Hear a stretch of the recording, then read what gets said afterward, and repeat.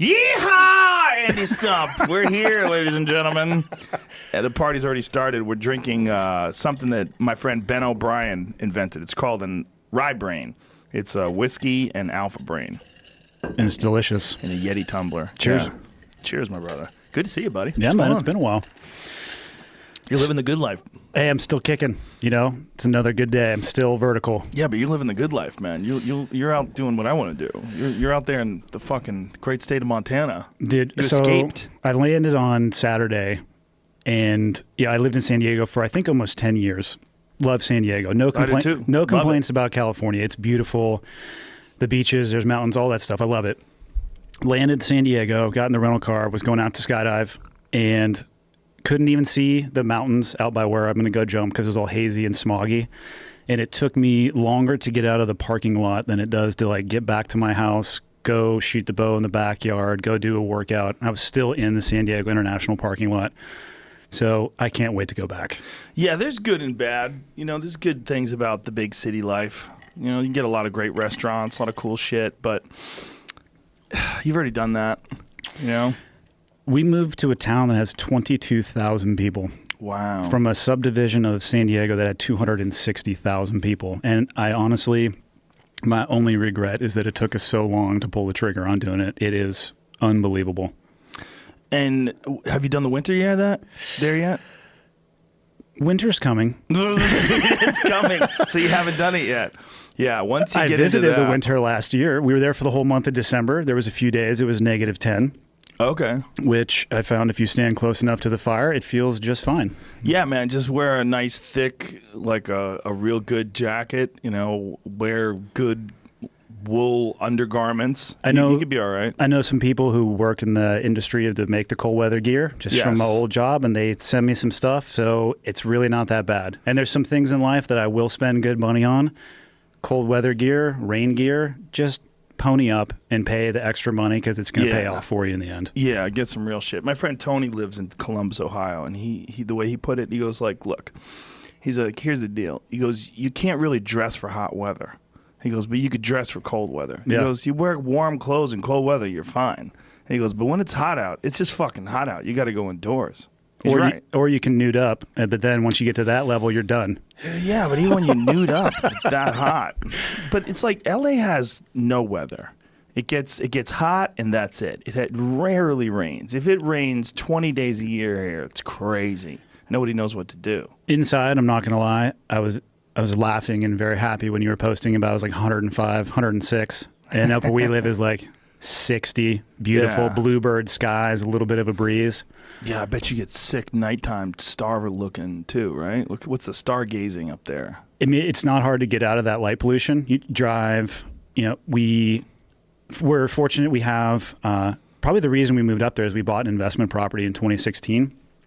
And it's in the middle of nowhere, like probably 15 miles out. And you want to talk about no light pollution and the ability just to look up, and it doesn't look anything. Unless you've experienced that, you can't describe how much you're missing out if you live in a city. Yeah. Looking up, it's unbelievable. Yeah, it's weird, right? It's one of the weirdest things about civilization that we've chosen to do that. I know that a lot of, there's a lot of talk about people having like nights or like one time of the year where everybody shuts their lights off. And they have like just a viewing of the stars, like a no light night. Who's talking about doing this? I've this? heard that before online. I've heard people organizing light pollution observance day or some shit.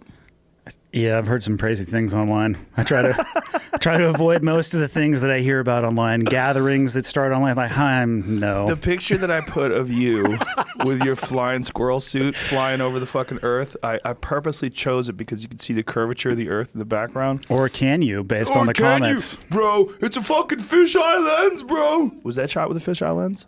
Whatever the GoPro comes with. Yeah, it's probably fisheye lens. It's got a little bit of a curvature to it. There it is. Look at that. There you go. I love that suit. I was jumping that suit on Saturday. There's some interesting comments in there. The internet is a very interesting environment that has no consequences and allows people to interact in a way they never would if they were sitting across like we are right now. Yeah, and it also requires discipline in that regard, like the way people communicate with people. There's no discipline in terms of like conserve, like, just think about what you're going to say. Think about if a person was in front of you. Think about how it's going to affect that person, and then proceed. Nobody does that. There's none of that. I wouldn't say nobody does that, but it's few and far between. There's no consequences, and especially if you're an anonymous person. If you're just regular Joe Blow, the egg, yeah, and you got an egg, and it's like Dick Fuck 6952, whatever your name is, and you just feel like talking shit. I mean, I understand it. If you put a 1/4-inch piece of glass in between me and another driver on the road, I've been known to say some interesting things that I wouldn't say to somebody in like a line at Starbucks if they bumped into me. Do you know what that's from, though? What they say? The scientists have kind of studied the human response to critical situations where you have to make split-second maneuvers, like high-stress situations. You don't think of a car as being a high-stress situation, but when you're going 70 miles an hour and every little thing is like you're way more tuned in than you think you are. So anything that happens, like this motherfucker, like you're way more ramped up. That's where road rage comes from. It comes from the fact that your brain is very aware that you're going to have to make split-second decisions. So even though you don't realize it, you're at 7 all the time. And you're just like, ready to flip to 11 when a guy comes. I'm going to kill you, motherfucker. Yeah. I mean, I've seen people just lose their shit. And by the way, here's the really crazy thing. I've seen people lose their shit, and if it ever physically escalated, like they did pull over, they got out of their car, they'd be helpless. Yeah. They'd be helpless. They don't know how. I've been with people. I'm like, listen, man, you don't know how to fight at all. Like, what are you doing? You're starting a fight? Yeah. That's crazy. Don't do that. You're starting a fight and you're praying to God or whatever you believe in that this person doesn't actually follow you or pull over. Yeah, they're in a car version of the egg on Twitter. They just assume, like, fuck you, you're never going to see me again, and this isn't real, you piece of shit. But sometimes it is real. You know? I've seen people duking it out on the side of the road. Oh, yeah, yeah. And it's pretty ugly. It doesn't go well for both parties generally. A buddy of mine from jiu-jitsu pulled over to the side of the road with a guy once, and they started duking it out, and they both knew how to fight. It was crazy. They were hitting doubles and sprawling. The other guy goes for a Darce. He reverses him. He gets side control, knees him in the body. The guy fucking hits him at a triangle. He passes the guard. Like, the whole thing go back and forth and back and forth. On the fucking grass. They were on the grass on the side of the road. And then when they're both exhausted, they high-fived each other and then got back in their car. They were laughing. They're like, you know how to fight, man. Like, they both were like, I'm going to fuck this dude up. I'm going to fuck this dude up. And then they both were not just did they both know how to fight, they were both at like a purple belt level. Little impromptu grappling session in the car. And punches and kicks and the whole deal. But they both actually knew how to fight. It was pretty funny. The way he was telling it was pretty hilarious. I mean, I can't lie. I get excited when I see people upset in their cars. Yeah, like if I cut them off accidentally and I see them getting pissed, like the foot just slowly rolls off the gas. And, and they get really close and I'm doing 40 on the freeway and I don't know. I mean, I don't know what my problem is. Probably just an asshole. But the more upset they get, the more warmth I feel in my soul as I'm going down the road watching them lose their shit in their car. Well, don't you think that a guy like you who's been through so much actual real combat probably relishes a little elevation of the normal day-to-day life? Just a little, turn that bitch up a little bit. Let's feel a little heat. Come on, just crank it up a little bit. I'm probably the last person that would ever fight. Like I bet you it's the same with the UFC guys, right, who make their living in that insane octagon. Like, you think some of the things I do are a little bit atypical. I think people who live in the octagon are absolutely out of their mind. But I bet you... Dude, you flew 18 miles in a squirrel suit. The suit did most of the work, man. I just laid in that thing. But it doesn't matter. All the shit that can go wrong. What did you say what the temperature was when you jumped out? 50 below zero? 50 below with the wind chill, and I was rocking a T-shirt. Because I'm not smart. How cold did that get? I couldn't feel my hands. I had hand warmers, the ones that you crack open, and just for like skiing. But I didn't open the bag until 20,000 feet. Didn't really think that through. It needs oxygen. How do you open the bag while you're flying like that? No, up on the way up. It was an hour flight to altitude, and I knew it was going to be cold. So I opened up the things and I put them on my hands and put my gloves on. And so then I'm like, why am I not feeling these heat up? And then I realized that they need oxygen for the chemical reaction. So I jumped out, and by probably halfway down, I couldn't feel my hands. So I just had them like tucked up behind the wing. and I know where the little small parachute is that you have to pull to deploy your parachute. And I'm like, all right, let's be all right. I know where this is. I've done this before. Pull the parachute and I get on the ground, and then my hands started burning because the chemicals started reacting. Oh, wow. So it went from freezing cold hand to feeling like I had my hands dipped into lava, so I couldn't get the gloves off. Also, probably a little hypothermia, right? That's what they say. When they found a guy recently in, I want to say Oregon or Idaho. I don't know, one of them cold places. And he went elk hunting, and they couldn't find him. He got lost. And when they found him, he was dead, and he was only like a couple hundred yards from his truck, and they think he got snowed out and couldn't see where he was going. And he had taken his jacket off, and he had taken his gloves and his hat off. And they say that's one of the signs of hypothermia is you find people naked a lot of the time. They take all of it. Well, you're euphoric. Yeah. It just start, You get hot, too, apparently. It's not just euphoria. I don't know if you get hot or there or you... Washington State, that's what it is, yeah. Missing elk hunter recovered in Washington. I had heard about another guy who died in Oregon who was he was a tech guy. He used to be on this tech show that I used to watch, and he would review like gadgets. This was like early 2000s. And he went up with his family, and they didn't have a car that could handle like serious snow, and they got stuck, and they were there for 9 days with no food. And he went walking off to get help and froze to death, and his family was eventually rescued. How far did he make died. I don't think he made it very far.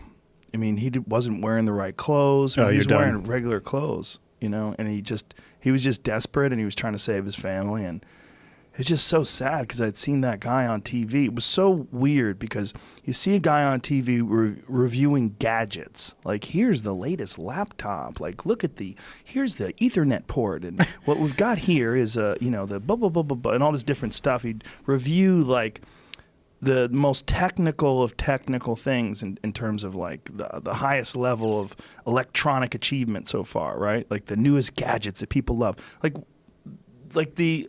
when you think about society and civilization, you think about those things. And meanwhile, the guy froze to death in the forest. Like the real life. All the tech in the world isn't going to save you if you get out into the wild. If you rely on something that has batteries for your sustainment of your life, you're going to be in trouble at some point. Yeah. You got to have baseline skills.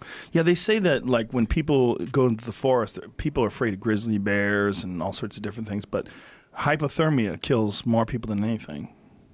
Yeah, it doesn't surprise me. It's slow, too. I mean, that's the insidious onset of, your feet get a little bit cold. And from what I've talked to some guys who work, like, up in Alaska. Right, where's McKinley? I think McKinley's in Alaska, wherever McKinley is. And it's not uncommon for them to find people basically missing, but they're naked because it's that slow, the thought process degrades. Oh, I'm sweating and take my jacket off, and then they just lay down and go to sleep. Like, it's just like 1% at a time until you're basically a popsicle. And doesn't your brain pump morphine or some equivalent to morphine through your body when you're like near death? I think when you're in like severe pain or near death, your brain literally makes something. I think you just go into shock. Yeah. Yeah, I don't know the physical process of what happens when you go into shock, but I've seen some people that are in a lot of pain and they would have liked to have their brain pumping some morphine. Yeah. It wasn't happening. Maybe they weren't pumping enough. Perhaps. Yeah, I'd read something about that there was someone who was trying to explain near-death experiences and like why when people have near-death experiences they have all these freaky visions, and some of it they think could be connected to psychedelic chemicals that your brain produces, which are that they definitely know that's true. But I think there was also some talk about some morphine-like substance that your brain makes. It wouldn't surprise me if your body recognized it was on the downhill slide, that it would be a little like this dude doesn't need to keep screaming. Yeah, probably just a protection mechanism, if anything. Yeah. Well, when you're out there, man, I think one of the cool things about being in the wilderness is that most people just never experience that for long stretches, and when you do get to experience it, it gives you sort of a like, oh, I always thought the world was this. I always thought the world was Phoenix, Arizona, where you drive down the street and you go to see your friend and you get in the car and you go to the movies and there's the restaurant. And then you go to Montana, you go wandering through the forest and you see deer and bears and you see the mountains and the quiet and your cell phone doesn't work and you're like, oh, yeah, this is the actual world. I have found that it's that, and that people, and including myself, think that I am this, and then you go out into that environment where you're detached, and then you have to rely upon yourself and your knowledge and your grit or your fortitude, and you kind of figure out more of who you are as well too. I don't think people really, you don't figure out who you are if you live in the greater Los Angeles area. You know who you are in Los Angeles. Correct. But I don't think who you are in Los Angeles is who you really are. I don't think so either. I think you got to go out and outside of that and either rely on yourself or maybe even more importantly, rely on somebody else and have that dynamic outside of you couldn't, I guess you could starve to death, obviously, or, not have enough water. But the places to get those things in L.A. you could solve in a block in either direction. Yeah. You go far enough out in the woods and you're on your own. And to me, that's where you find out who you are. I like being out there because I get to think about me a lot. Yeah, I think that's a real good point, that you're not you think you are who you are. You think you know yourself, but you know yourself in the environments that you know. Correct. The way you really find out who you are is to experience a lot of different environments and a lot of different difficult things. Like, you don't really know someone until you see them tired, until you see them exhausted. Hungry. Yeah. Yeah. Yeah. Well, the John Dudley's always said that about hunting. Like, you think you know a guy, take him hunting. His litmus test is hunting camp. Yeah. I believe he says, you'll either be friends for life or I'm never going to want to spend another moment with you. Yeah. It's pretty accurate. Yeah. See it come off the rails. People are like, I don't want to get up at 5 a.m. I just went to bed at 11. Okay. All right. Well, you're not on the invite list for next year. You're missing out on this thing we're doing.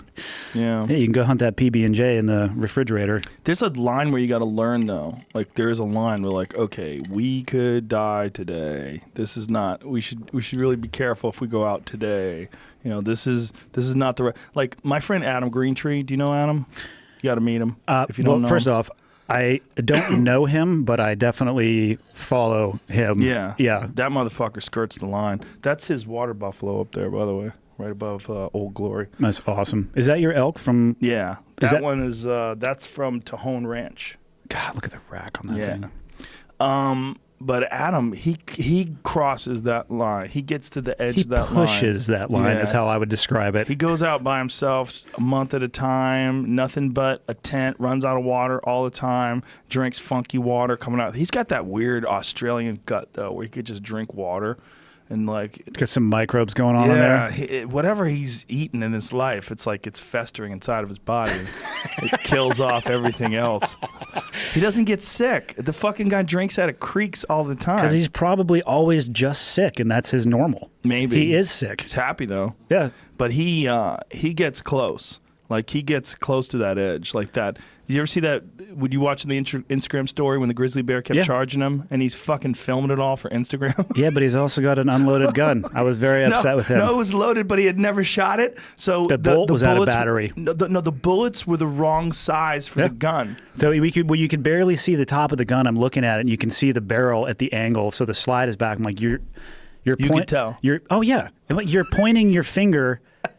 At a bear. You're going to pull on that as it eats your face. He said the bear ran to 10 yards. No, thank you. Full clip, 10 yards. Pass. False charge, 10 yards. He said when you see it running and you see the muscles rippling under the hair and the snow and the imagine moisture's the breath flying. and the noise of that claw ripping through the ground. No, thank you. And it's huge. He said it was like a 9-foot bear. Just running at him. And obviously he's got a ton of interactions with animals in the wild, but if he had run instead of standing his ground, he'd have been fucked. It would have attacked him, right? 100%. Oh my God. Yeah, he would have been fucked.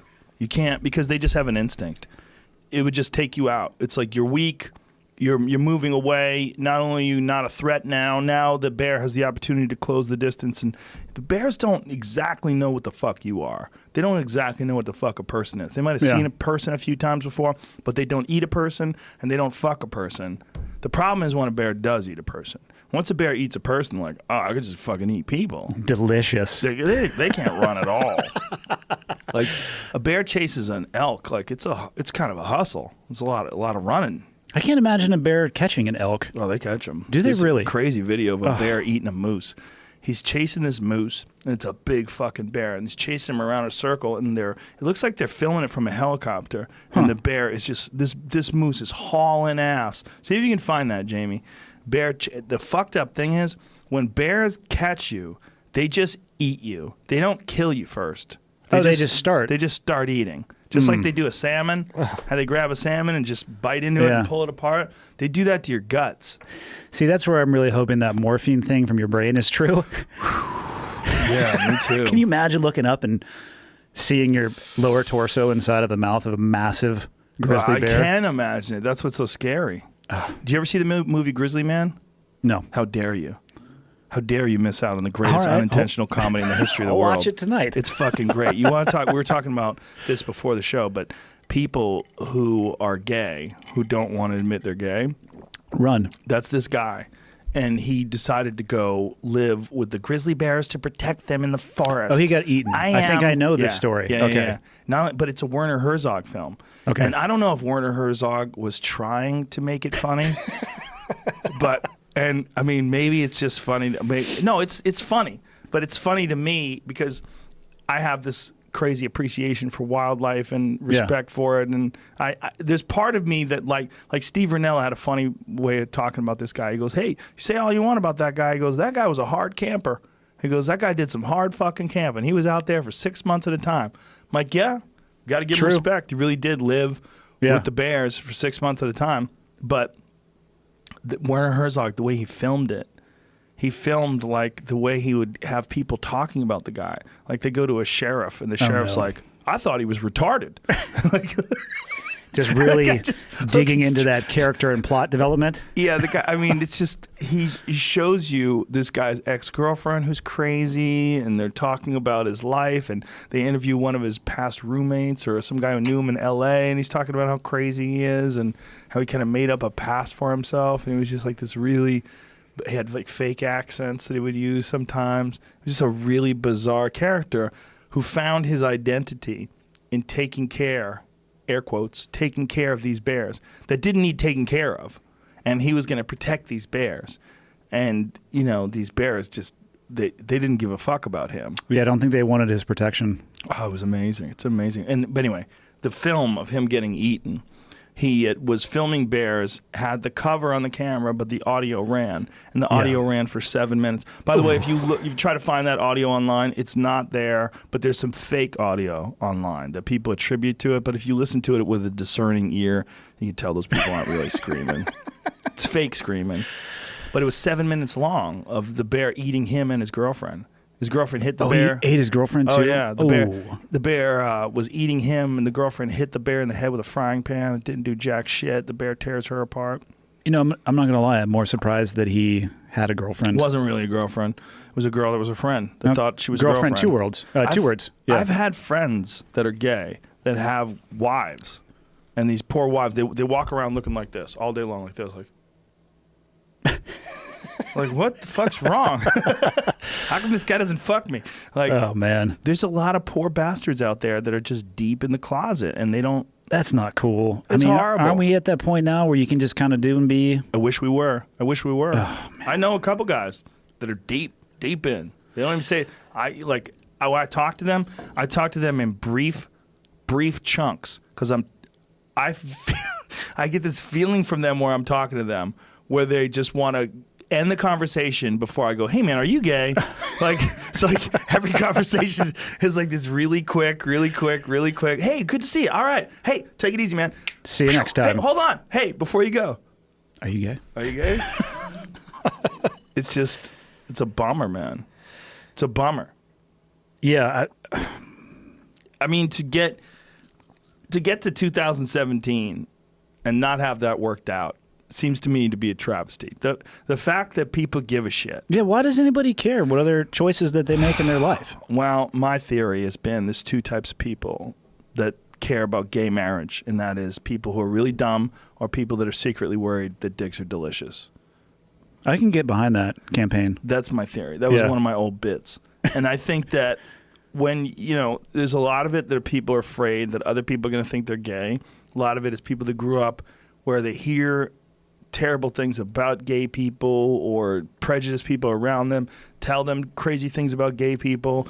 They don't realize that gay people are just people that like guys. That's it. And there's other guys that like guys too. And if everything was open, they wouldn't feel so creepy. They feel creepy because they have to hide it and be secretive and always be... Yeah, like it's forbidden or yeah. So that's where the weirdness comes from. But if you go to Santa Monica Boulevard, there's this area of like 3 blocks in West Hollywood and Santa Monica Boulevard that I don't get out of my car. It's not worth it. You're just loading this scenario up. I'm already thinking in my head, like, I'm never going here. You ever go to one of those wild animal parks where you stay in your car and the monkeys jump on your car and rip your fucking windshield wipers off? No. Yeah. They have those in New Jersey. What? I went. Yeah. Yeah, the monkeys jump on your car. I don't know if they have them anymore, but they used to. Well, you used to be there, and you have to like agree that the monkey might fuck your car up. You can sign a waiver when you go in. Like don't go there with a Ferrari. Don't go there with a car that could get jacked because these monkeys might jack your car. But you would be around these animals, and you'd stay in your vehicle the entire time. They have one in China. And it's a great story. About a year ago, this lady was in an argument with her boyfriend. She's like, fuck you. And she got out of the car, and she went around the car, and she was yelling at him, and a fucking tiger came. You posted that video. I saw that. Yeah. Ooh. And just yanked her away. And then and then someone else chased after her, and apparently she lived, but her mom died. Her mom was trying to save her? Yeah, save her from the tiger, and the tiger killed her mom. This dumb bitch. Just thought she's like, I have it in my head. I'm going to fucking say what I want, and I'm going to get out of this car. Fuck you. And she gets out of her car, and she does it in a wild animal park filled with 800-pound tigers. If you do stupid things, you're going to win stupid prizes. It's amazing how quick the tiger seizes the opportunity, though. I remember from that video, she was only on the driver's side of the car for a few seconds, and then it was lights out. Pull that up. Pull that up, Jimmy. It's a great video to watch. It's one of my favorite videos of all time. It's just like, I don't want anybody to get killed by a tiger. I really don't. But I do want, if someone gets killed by a tiger doing something really fucking stupid, I do want everybody to watch that. And go, hey. Don't do that. This ain't the Lion King, motherfucker. This shit's real. Look at, here it is. Oh, God. She gets out of the car in the Wildlife Zoo. She gets out. Watch. Passenger side, back seat. Fuck you. Just imagine the argument going on. Oh, it's front seat. I'm out of here. Yeah. She's like, I'm so tired of your bullshit. She runs around the other side. She's got to make one more point. And the guy's like, hey, will you just fucking relax, bitch? Just don't hit me. Don't hit me. God damn it. Get back in your car. Get back. Jesus. Oh, God damn just it. drags her away. And he runs out of the car. Oh, God. And then the mom runs out, and that lady's dead. The third lady's dead. And as the Rangers come out, they're going to try to save her. See, I think the move is close all doors, roll up windows. That thing grabs her so quick. It's like, this is what I've wanted. I'm so tired of eating cold meat served on an aluminum tray. Fuck you. Fuck you for keeping me here. I think, here's the thing, man. I think if they fed those tigers wild animals, they probably wouldn't do that. They probably wouldn't give a shit about that lady. But what they do is they give the tigers no animal reward. They have an animal reward system, right? The tiger's job is to clean up the population. Oh, there's this tiger flying through the fucking air at this dude. Oh, are you kidding me? Yeah, ripped this guy's hand apart.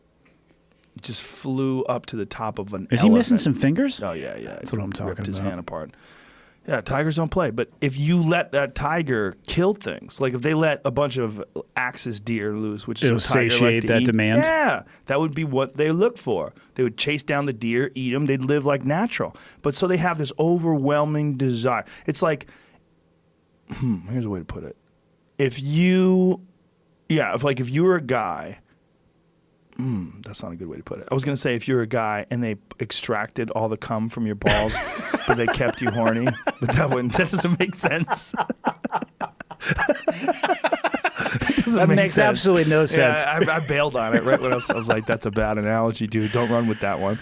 But these animals, they get their appetite satisfied, but not their appetite to kill. They're born, like you roll a ball of yarn in front of a kitten, fucking cat dives on it. It's because that's what they're supposed to do. They're supposed to attack things. They have a even little fluffy little kittens. They have a built-in desire to attack things. I think that's why people are the way they are on social media. They don't have the release that the human body, soul, spirit, however you want to describe it, is designed to get somewhere else. And if all you get it from is a device through other people's pictures or selective posts, I think you go crazy inside. I think that is why I don't trust nearly every human being on the face of the planet. It's just I don't think they get the chance to express who they want to be. I agree 100%. And I think I've been thinking a lot about this whole boss-employee sexual assault, sexual harassment thing that's been going on. Yeah, every day, like something else comes out on that. And it's always the same thing. It's always a man in power and a woman who works for him, and something goes down. And it's never the opposite. It's never chicks getting their pussy eaten by some dude who works in the office. It's never. There's a lot of women that are CEOs. Or it hasn't been reported yet. Those guys can keep their mouth shut, right? Or the guy doesn't consider that to be harassment. It's not. If she lets you fuck her and she buys you a car. Damn, dude, you got a Mustang. The fuck are you going to the New York Post for? Oh my God, that almost came out of my nose. But I think this is what I think. I think that a lot of males, right, in a position of power, like the chief of the village, like that guy would probably have his choice. He's the warlord. He'd have this choice of women. And the women would respond to him in a favorable way, which would let him know, it would indicate to him that it's time to fuck, right? This girl wants it. I'm going to give it to her. So when a guy is like some Harvey Weinstein guy or someone who's at the front of some giant company and everyone in the office kisses his ass when he's there and everyone's so happy to talk to him and people are angling for raises and they're angling for promotions and they're always nice to him and they treat him like royalty. I think the guys start thinking that these girls are attracted to him, that he's gonna fuck them. Like this, it's a power thing, but it's also like a trick on the reward system that the brain has. And then it's a scumbag thing too. There's like a lot of factors in there. I think it's a lot tied to the power side. Yeah. I cannot think of an example of any occupation that doesn't have that problem somewhere near the apex. Right. When a man gets in power. I think power, I think that as humans, we're only capable of dealing with so much fill in the blank when it comes to that, whether it's the money or the fame or people throwing themselves at you. I think at some point, depending on the moral compass that you have and how it's calibrated, it ends up swinging in the wrong direction because you can look at physicians, you could look at religion, you could look at people in the military, generals, and the number of sexual assault cases in the generals, like 1 to 4-star generals in the U.S. in 2017 was insanely high. To comedy, Bill Cosby, to, just fill in the blank. You can find an example everywhere once you start getting to the apex. I think there's just a disconnect on how much, depending on who you are going into that position, I think there's a disconnect on how much you can handle. But Cosby was a really weird one because I've had this theory for a while that I think that during Cosby's era, the 1960s, I think it was not just common to drug women, but it was almost like a joke.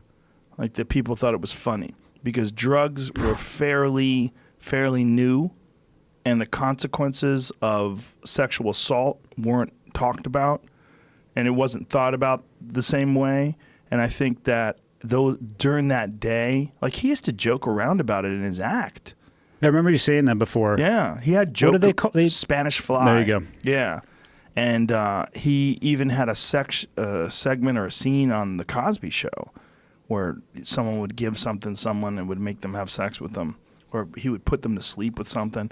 Like he would joke around about it, and he joked around about it on talk shows and stuff. I mean, but I think that when you talk to someone who was around during the 1960s, they used to call it slipping someone a Mickey. Yeah, I've heard that term before. Yeah. I think they just, once like Quaaludes and shit started coming out, they started giving them to people, just slipping them to them. So fucked up. So fucked up. But it still happens, man. To this day, it still happens. I had these girls on the podcast the other day, Corinne and Christina from the podcast Guys We Fucked, and one of them was saying that she was hanging out with this guy, and she had a drink, and then all of a sudden, she just couldn't fucking control herself. Yeah, and her friends got her into a cab or something like that, right? Yeah, and rescued her. You had your hands full with those two. That was like, they were crazy. It seemed to me like you had like 2 wet cats in a paper bag. Those girls are nuts. When she was talking about, I had an anal orgasm with a vibrator, I'm like, well, Okay. Yes. Tell me more. No, I was listening to that at my house. I think folding laundry. I was just like, in my head, I'm like, damn, you've got your hands full with those two. Those girls are crazy. But they're fun. Yeah. It was an entertaining podcast for sure. They're girls that talk publicly the way girls talk privately when they have a couple drinks in them. 100%. Yeah. And that's what's so attractive about their podcast. I wish I had their, I don't know what the term to use, bravery or whatever it is, to be that open and honest and like, just fuck it. Here I am, blank slate. Here's what I like. Yeah. Here's what I don't like. Here's what I might like. I don't know. Well, it's appealing though when someone does do it. Like if someone, you can tell, you're like, okay, this person is actually, they're being completely balls out honest. Yeah, with no repercussions or 100%. worries. So like, say if they were an actress, like let's find some famous. Who's a famous current actress? Give me like who's a hot? Jennifer Lawrence.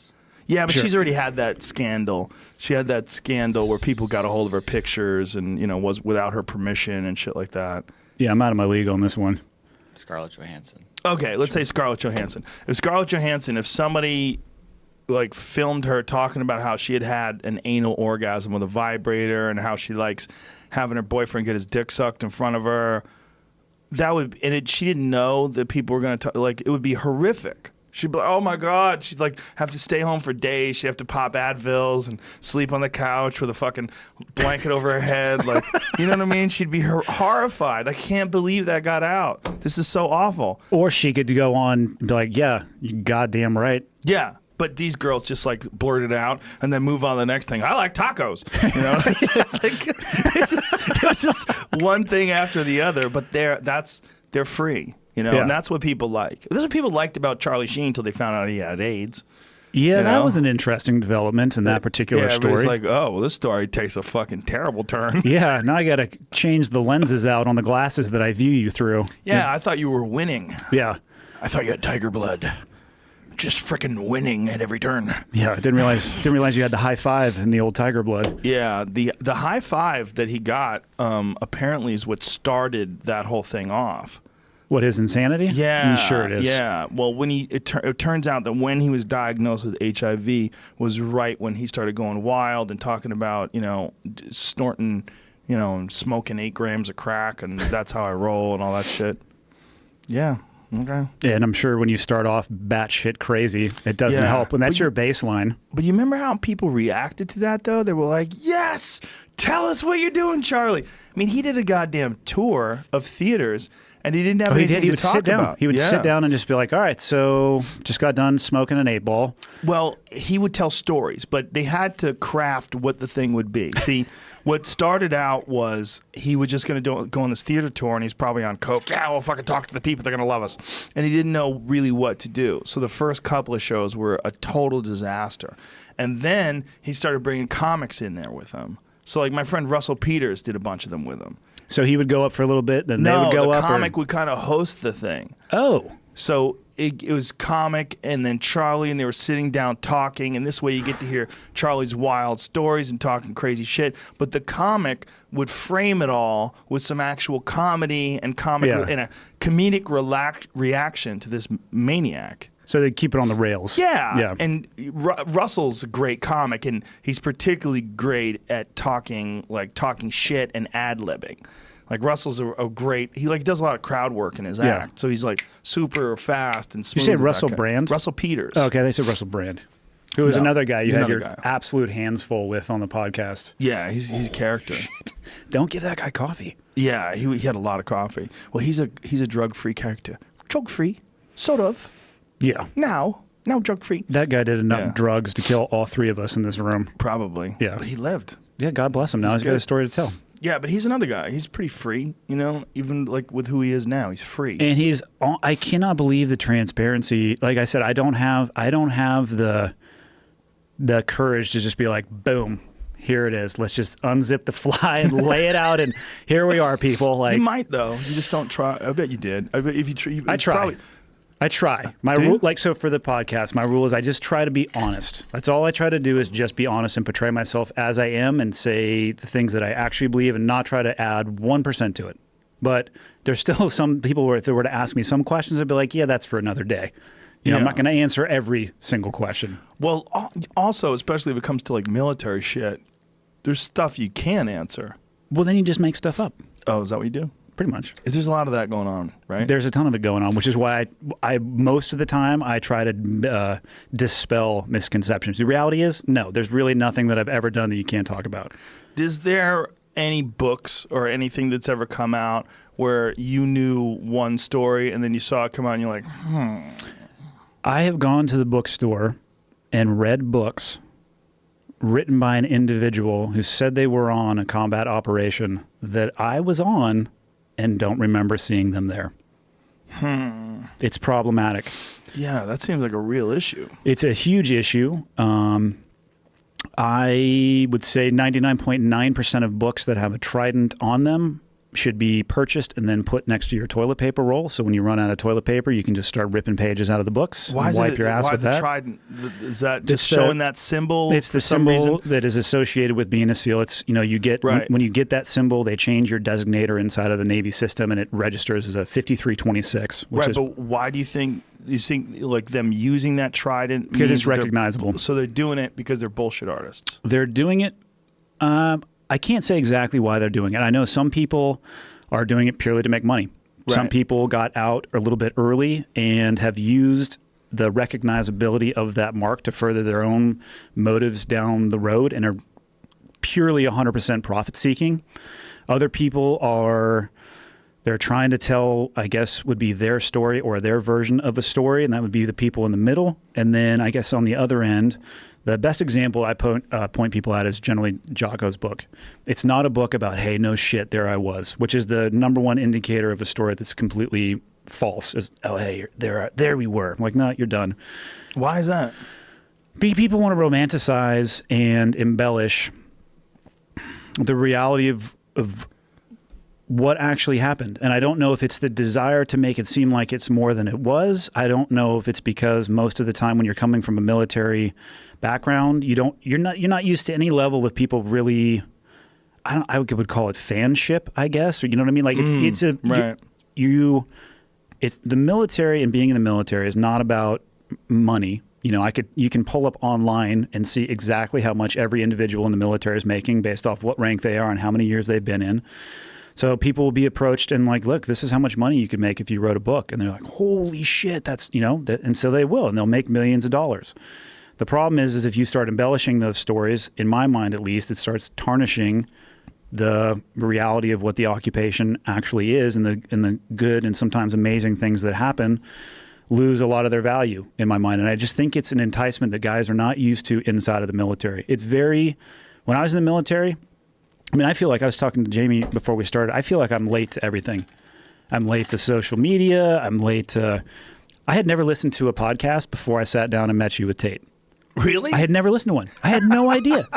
I had no idea the diversity of information that is out there, and you can go and you can almost get like an advanced degree in whatever it is you want to get by just going. I had no idea. I'd never listened to one because I was so focused on something else. And then you lift your head up from that world and you're like, what the fuck is going on around here?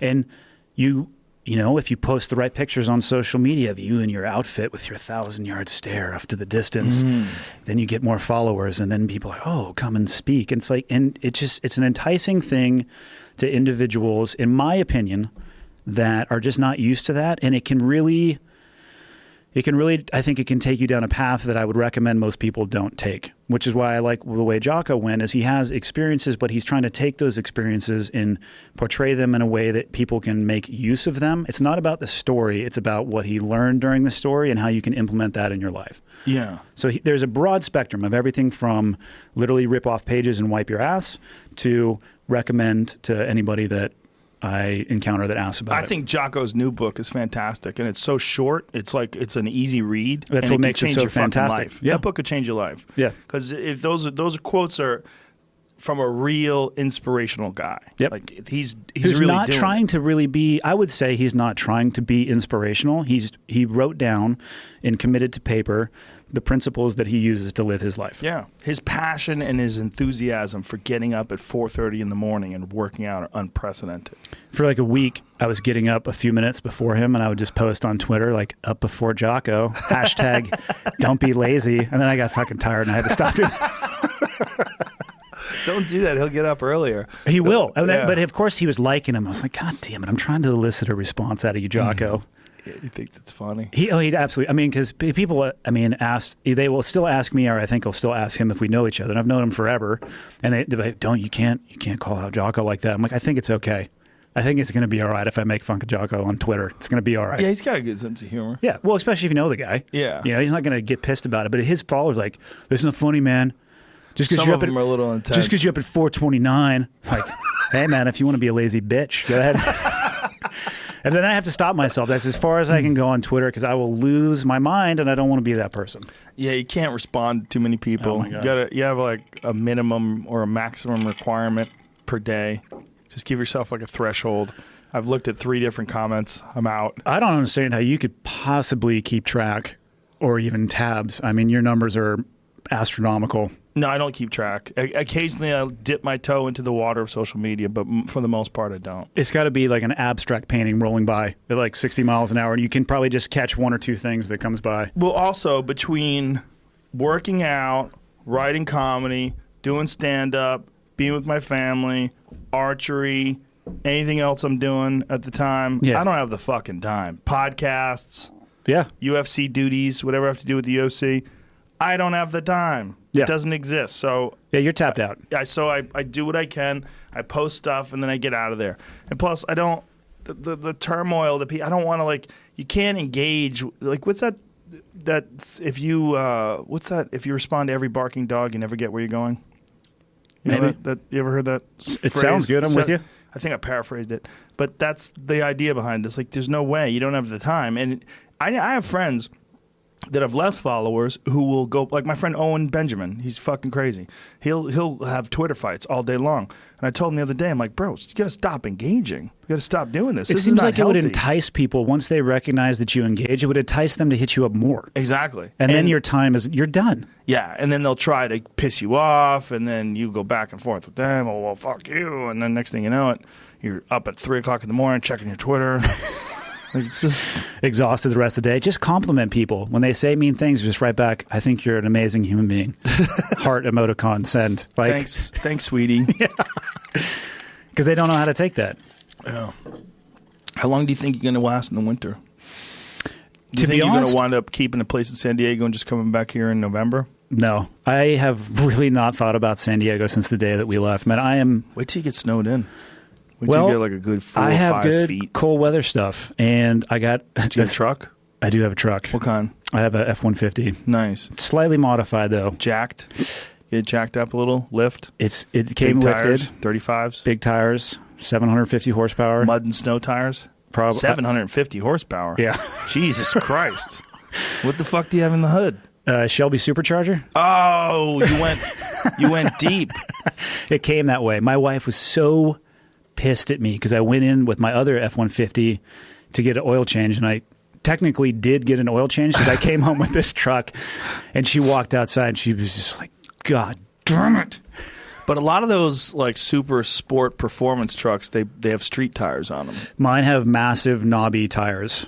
Yeah. I literally went in, I got very fortunate, and I got a great deal on a Ford on like a pseudo endorsement sponsorship thing earlier, so I had a bunch of equity in my truck. I literally went in to get an oil change, and right next to me in this spot was this Ford F-150 Black Ops model, like the by Tuscany.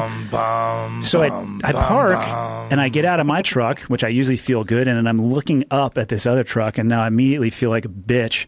And so I climbed up on the wheel, and I'm just reading the sticker because I couldn't read it from the ground. I'm just looking at it. I'm like, all right, well, that price is totally outside of my range. And I go inside, and of course, the salesman happened to see me, and he comes over to the service side of it. I'm giving the guy my keys, and he's like, "What do you think about that truck?" Like, I think that thing's awesome, man. He's like, "Well, let's just run the numbers." I'm like, okay. 4 hours later, I'm going home in the new truck. 4 hours? Yeah. It took you 4 hours at the dealership. Your wife's calling up. Where the fuck are you? Well, she does that because it's not the first time it's happened. Oh, you've done that before? I tried to buy her a car one time. I told her I was taking her minivan in. Honda Odyssey, best urban assault vehicle ever. Dual open doors. You could just take down a compound in that thing. Yeah, as long as you have blacked out windows, they don't see you coming, right? Some rocket launchers on top of that bitch and just roll. So I was like, hey, honey, I want to take you in. I'm going to take your car in and get an oil change. I was getting her a Tahoe. And like 3 hours in, she starts calling. What are you doing? I'm like, oh, they found a leak in your flux capacitor. It's going to be a few more minutes. Shit about cars. Back to the future. Yeah. And so I come home and she's like, oh, I like that car. It's the wrong color and the different seats. And I'm like, God damn it. So she went back and picked out her own. So after a couple hours at the dealership, I think she realized something was up. And yeah, I got in trouble for that. Yeah, I saw a video where they were comparing that Shelby supercharged F-150 to the Raptor. They were trying to figure out which one was better. I don't know, but I think that truck is ready to go for the wintertime. It's got some big old tires and entirely too much torque and power for me. Yeah, it's probably she'll break a little bit loose. Yeah, it'll break loose. Locking differentials and all that jazz, too. I don't even know what that means. Locking differentials means you can, like, you have an ARB locking differential, and what you can do is you set it so that all wheels will always spin together no matter what, so it locks together. So if you're in a place where one wheel is spinning, it doesn't work that way. All wheels spin together, and it's not good for driving down the road, but it's good for getting you out of places and for traversing very difficult terrain. It might have that. I might have fucked that up. But locking differentials are it's a must on any sort of off-road vehicle. I never plan to take it off-road. Even though I think it's designed for the zombie apocalypse, I try to baby that thing and just park it in the garage. Yeah, but what if you have to? Like, what if you have to go into the forest to get your elk? What if you're packing out? Let's call somebody else who's got to a trail, some sort of a logging trail. Call somebody else and bring their truck. Come on, man. I don't think you can use the roads in Montana.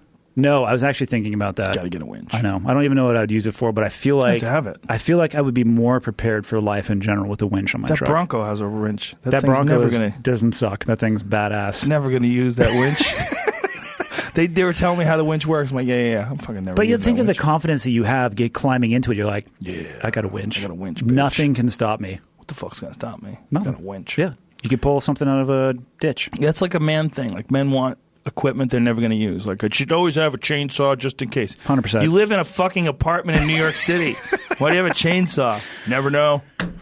Might have to cut down the door. Shit goes wrong. Shit goes sideways. Yeah. Trees start growing everywhere. But we're ready for winter, man. We got the ski passes ready to go. I can see world-class skiing from my son's bedroom. What mountain? We live just south of Whitefish. So in Whitefish, the mountain is called Big Mountain. It's not Big Sky. Most people confuse the two. Big Sky is in Bozeman. I think you said you had been to Big Sky before. I've been to Bozeman. So Bozeman has Big Sky. Big Sky's like right outside of Bozeman. Just south of it, correct. And Whitefish is just north of where we live in Kalispell. And the Big Mountain it should be open in 4 days. We went to Bozeman, and we were there when they have this grizzly sanctuary. We took a ride to Yellowstone, and we stopped at the grizzly sanctuary, and they have these fucking bears. They're so big, they don't even look like they're real. And they throw them frozen watermelons. And that's what they're eating. Yeah, a whole frozen watermelon. So they throw this frozen, because it was hot out. Yeah. We went in the summer. Okay. And the bear just, this giant block of ice. You know, that's what it is. It's a huge beach ball of ice. That's like a 20-pounder. Yeah, and the bear just opens his mouth and crushes it with one bite. Just it cuts through the frozen watermelon like it's nothing. It's so sobering when you watch a bear lying on the water, right? He was in the water, like lying on his back, holding this frozen watermelon in his paws and just chomping on it and eating it. It's not a Disney movie. No, it ain't a Disney movie, bitch. My brother-in-law, who has never hunted before, has purchased a Redworks 1. Nice. Already has Hoyt. He already's got the Hoyt. He's already got a silverback sitting in his house.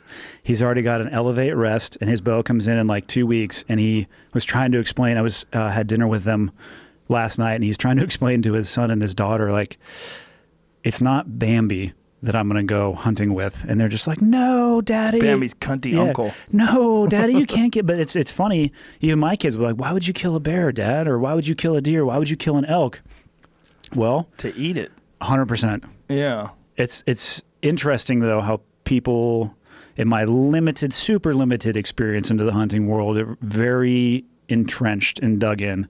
It's either no, these animals, like this is Bambi, how could you do that? Or they have an understanding of what's going on and like, oh, okay. I have a friend who's a hardcore vegan, and he's kind of an asshole about it, but he's got dogs, and he feeds them dog food, and he buys dog food from the dog food store, and it's got animals chopped up, ground up, stuffed into these bags. And he's good with that? And I'm like, you're a hypocrite. I'm like, you're a fucking hypocrite. You really are. He's like, well, the dogs are carnivores. We're not. I go, no, you choose to not be a carnivore. You choose to be an herbivore.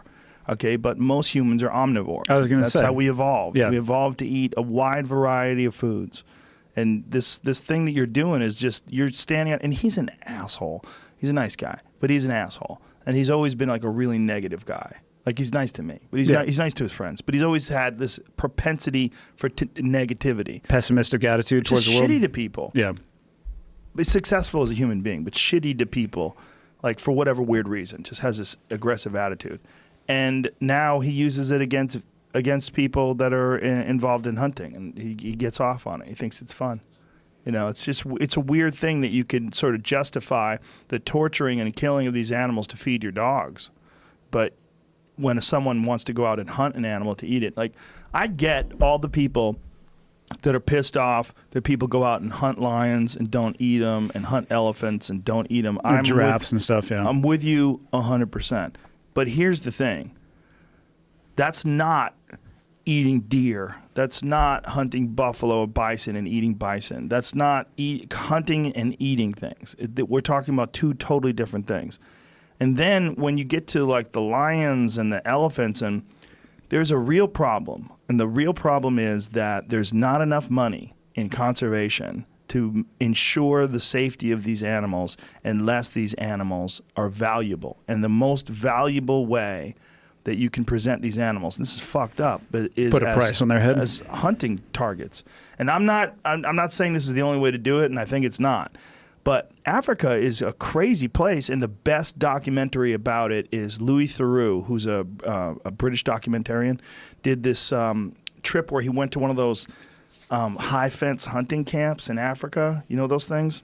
I've been to Africa. I was in Kenya, but I've never been around any of them. But you weren't hunting people, were you? I was actually there building schools. Oh, well, look at you. I'm a humanitarian, Sweetie. Joe. You're a sweetie. At heart. I am a sweetie. But Louis Theroux's documentary, his documentary is amazing, because you kind of get the sense of what it's all about. Like, these animals, a lot of them were going extinct just a couple of decades ago, because there's massive poverty all throughout Africa, and there's no money. And they figured out that if you take these animals, protect them, put them inside a fenced area, and you're talking about these enormous, like 10,000 acre preserves, and then people fly in to hunt them on a daily basis, they get a tremendous amount of money. Yeah. So then these animals, their populations are booming. They're higher than they've ever been. And the animals are protected. They're no longer in any danger of being extinct. But a lot of people are super uncomfortable with the circumstances. And I get that too. I'm in the same boat as you. Like, to me, I don't like hunting a giraffe. Not into it personally. I'm not going to make a character judgment against somebody who is, or the elephant or whatever animal that you may go to call it trophy hunting. Like,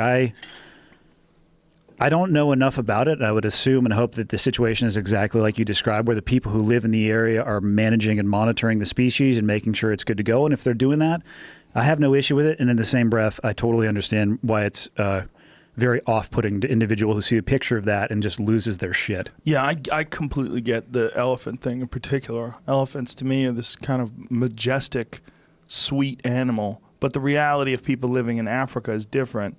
People that live in Africa, elephants destroy their crops, trample them. I mean, it really becomes a big issue if elephants move into areas where they're farming. Yeah. And they have to do something about it. And sometimes they'll have to hire hunters or have someone come in and do it.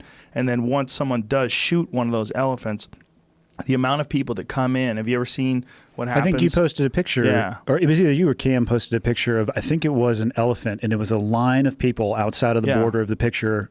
I'm assuming they were waiting to come and get their share of the meat or whatever it was from that animal. Yeah, I mean, these are people that have a really hard time getting meat. And elephant meat, as gross as it sounds to people listening to this, is supposed to be unbelievably delicious.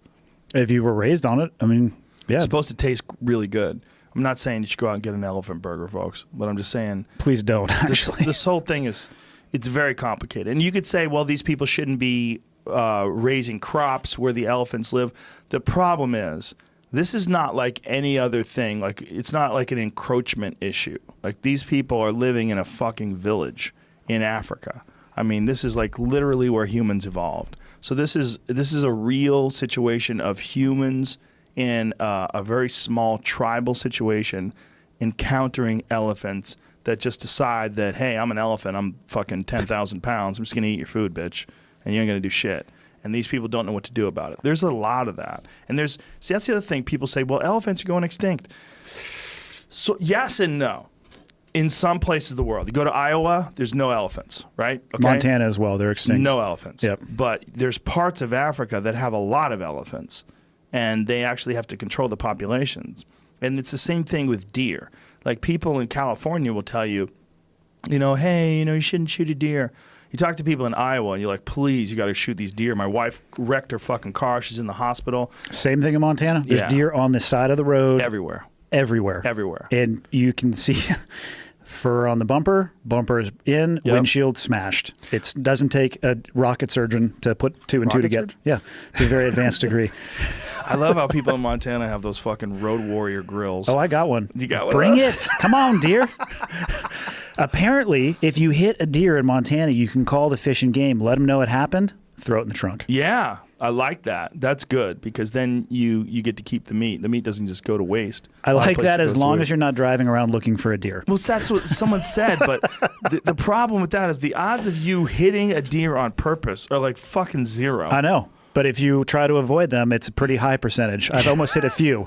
Like, I don't want to hit a deer in this truck. Oh, my God. Yeah, I remember I was coming home once. I had a gig in upstate New York, and I was driving down to where I lived in New Rochelle, and I hit this one patch that had so many deer, I had to drive like 20 miles an hour on the highway. It was fucking insane. They probably wouldn't even get out of the way either. They were just darting in front of the road, like left and right, left and right. And I'm talking like an infestation.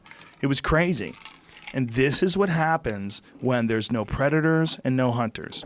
And, you don't want wolves in your backyard, people, unless you live in Montana. Kind of cool. I would still take a strong pass on wolves in the backyard. Yeah. I would like to see them. When I was up there, this lady who lived up there was talking to us, and she said she lives in this canyon, and they had wolves come through a couple of nights before. And I said, what is that like? She goes, well, it's two things. She's like, it's beautiful, and you have to be cautious. She's so it's this thing where you're like, I really love that they're there, and I love looking at them, but I want them to go away. I love looking at them from the safety and security of the inside of my house. Yeah, she's like, well, people get a little nervous about their livestock and definitely their pets. I go, their pets? She's like, yes, that's number one. They will kill dogs real quick. I bet it sounds amazing, though, to hear a pack of wolves in the wild. I have no experience with that. It's got to be... I had never heard an elk bugle until September. Oh, wow. And I also thought that after I heard them bugling, I assumed that they did that all year round. I just thought, okay, elk communicate by bugling. I had no idea that for basically a month you can hear them communicating like that, and then they zip it and start working together as a little, probably not a herd. Yeah. I had no idea.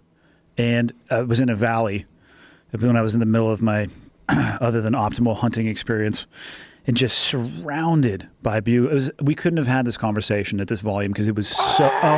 I'm like, you got to be shitting me. There's a film that's coming out Friday. Me and Cam went to Utah, and we were hunting elk in Utah. And there's one scene in it where we just, every now and then, if you go elk hunting, especially this one place in Utah is this enormous ranch. It's a private ranch, and it's 240,000 acres. Where were you in relationship to Salt Lake City? Couple hours.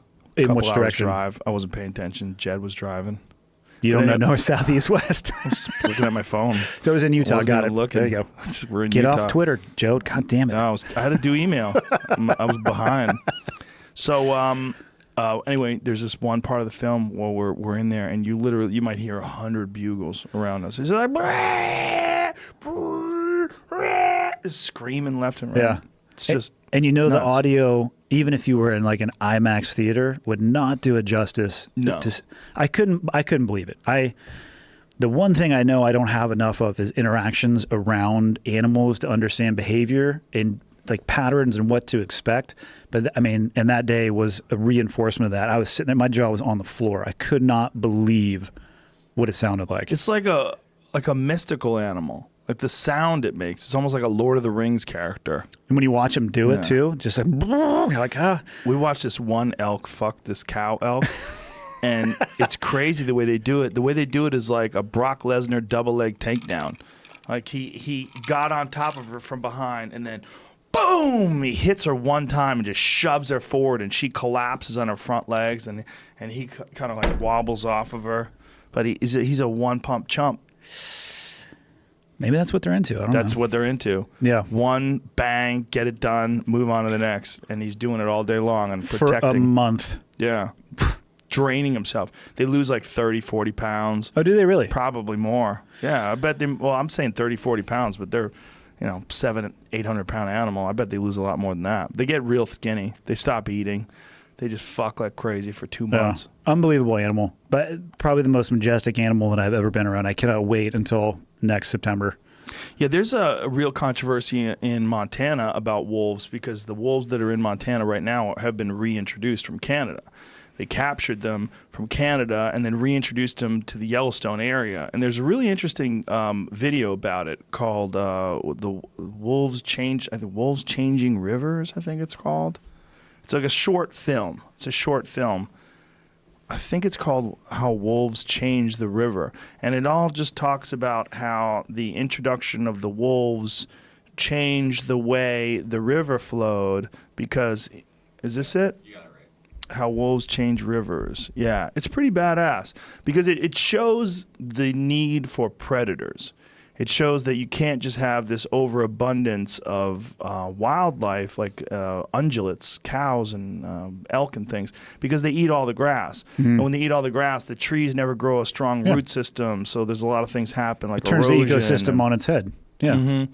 Yeah, and some birds don't survive. And, there's like songbirds have like been spotted in like really high numbers in Yellowstone now. There's a bunch of stuff they documented, but a lot of it is because the wolves chased down the elk and made the elk, and it decimated the elk population, like knocked it down to like half. But in the process, made those elk like just a little bit more wary, a little smarter. Still a healthy population. But that's kind of how it's supposed to be. It's not supposed to be like these hunters that lived there, they got super spoiled because they were used to like seeing hundreds of elk. Yeah, they'd roll out of bed like, yeah. Slide open the door and get the laser rangefinder out. And well, especially if you're a rifle hunter, which a lot of them are. There's way more rifle hunters. I can't than get bow behind hunters. that. Can't get behind rifle hunting? Get behind rifle. I mean, no, I can't. You need meat. It's the way to do it. I get it. I'm saying meat myself personally. It has no draw or interest whatsoever. Yeah. Bow hunting, on the other hand, now we're talking. What's the difference to you? One, I absolutely suck at, and the other one, I generally can hit what I'm aiming at. And it's easier with the rifle. Like wind is the perfect example. Mm-hmm. You take a shot with a rifle in high wind. The wind, when you're thinking of rifle, is from the ballistic effect of the round, left or right, and the temperature and all that stuff. Wind with a bow, you're crawling on your belly and you're being a ninja, and then it's like, animal's gone. Like, God damn it. Completely different ball game. You could sit with a rifle with a cooler and a bowl of chili and get an elk. Well, another thing that gets me with rifles, and I don't think you should make it any more difficult. That's not my point. And I think the most effective and efficient and ethical way you should kill an animal should be the way you do it. But there's these pods that people have, these tripods that they set up. It's a tripod with a bench. It's essentially got like a mobile rifle bench sitting there so it's got a sled, like a lead sled. Yeah. Attached to the top of the bench. You could just bring your finger in from the outside and just bring it back. And it doesn't move at all. No, you don't even have to have it in your shoulder. You lock it in place. You screw it down so you have it at the perfect angle. You set it on the vitals and you just squeeze it off and boom. And the bullet goes exactly where you want it. In that setup, you could actually not even have it shouldered. You could go sit in a chair to the side of it and just... Oh, yeah. People do it all the time. Yeah. And to be clear, I support hunting however you want to do it. I'm a full fan. For me personally, I just can't get into rifle hunting. It's too easy. If you put an elk anywhere from 0 to 1,500 yards in front of me, it's game over, son. Right, but you're an expert marksman, though. I would say I'm a marksman. I don't know if I would add expert to it, but I can sometimes hit things at distance. All humble. I miss sometimes. I got some good miss stories. But when you see an animal and you're hunting it with a bow, so the thing is the difficulty and the challenge and the connection to the animal is way more intense because you're trying to get inside of 40 yards. The whole thing to me is it's not a matter of how much I feel like I can do right. It's a matter of how few things I can mess up. And I love fighting against the odds like that. I love the challenge of having to worry about not only cover and concealment and, high ground versus low ground, but shadows and light and moving and noise inside of that moving and monitoring the wind. And then the fact that the animal might just want to go take a piss and you're screwed. You get the best stock in the world. It's like, I got to take a whiz. I love the challenge of it, and I suck at it. So it is a draw to me that and my wife is already shaking her head at me. She's just like, God damn it, you're going hunting again? I'm like, yeah. So I think for some people, the issue that they have is that they think that killing an animal should not be this pleasurable challenge. That it should be, if you are going to eat animals, you should be shooting them in the head with a high-powered rifle where you can't miss and they die instantaneously and there's no suffering. If only that situation actually existed. Well, it can. If you shoot them from 5 yards. Well, I've missed some big targets with a rifle from pretty damn close. How close? 7 feet. Hey, man, when you're running through a hallway, it's tough sometimes. Well, that's a different animal. It's a different animal, both figuratively but I missed. and literally. I missed. Yeah. There is no 100% solution. That's true. I get it. I mean, right, but if an animal doesn't know you're there and you're setting up and it's a 100-yard shot and you have a you're done. 300 Win Mag or something, and you don't even like need to get to 100 yards realistically. Right. You could be at 300 or 500 or whatever you feel comfortable shooting at. If you want meat, though, yeah, it's the way to go. But also, why not enjoy the experience? I don't think there's anything wrong with. To me, it's a challenge. And more than a challenge, whatever it sounds gay, but it's a journey. I enjoy. Why does that sound gay? I don't know. Just journeys are gay. It depends, I guess, on the type of journey. How do you feel about the Lord of the Rings? That was a journey. That was a journey. I watched all those movies. What about the books? I didn't read the books. I want to go to New Zealand and jump off the cliffs in that movie. Oh my God.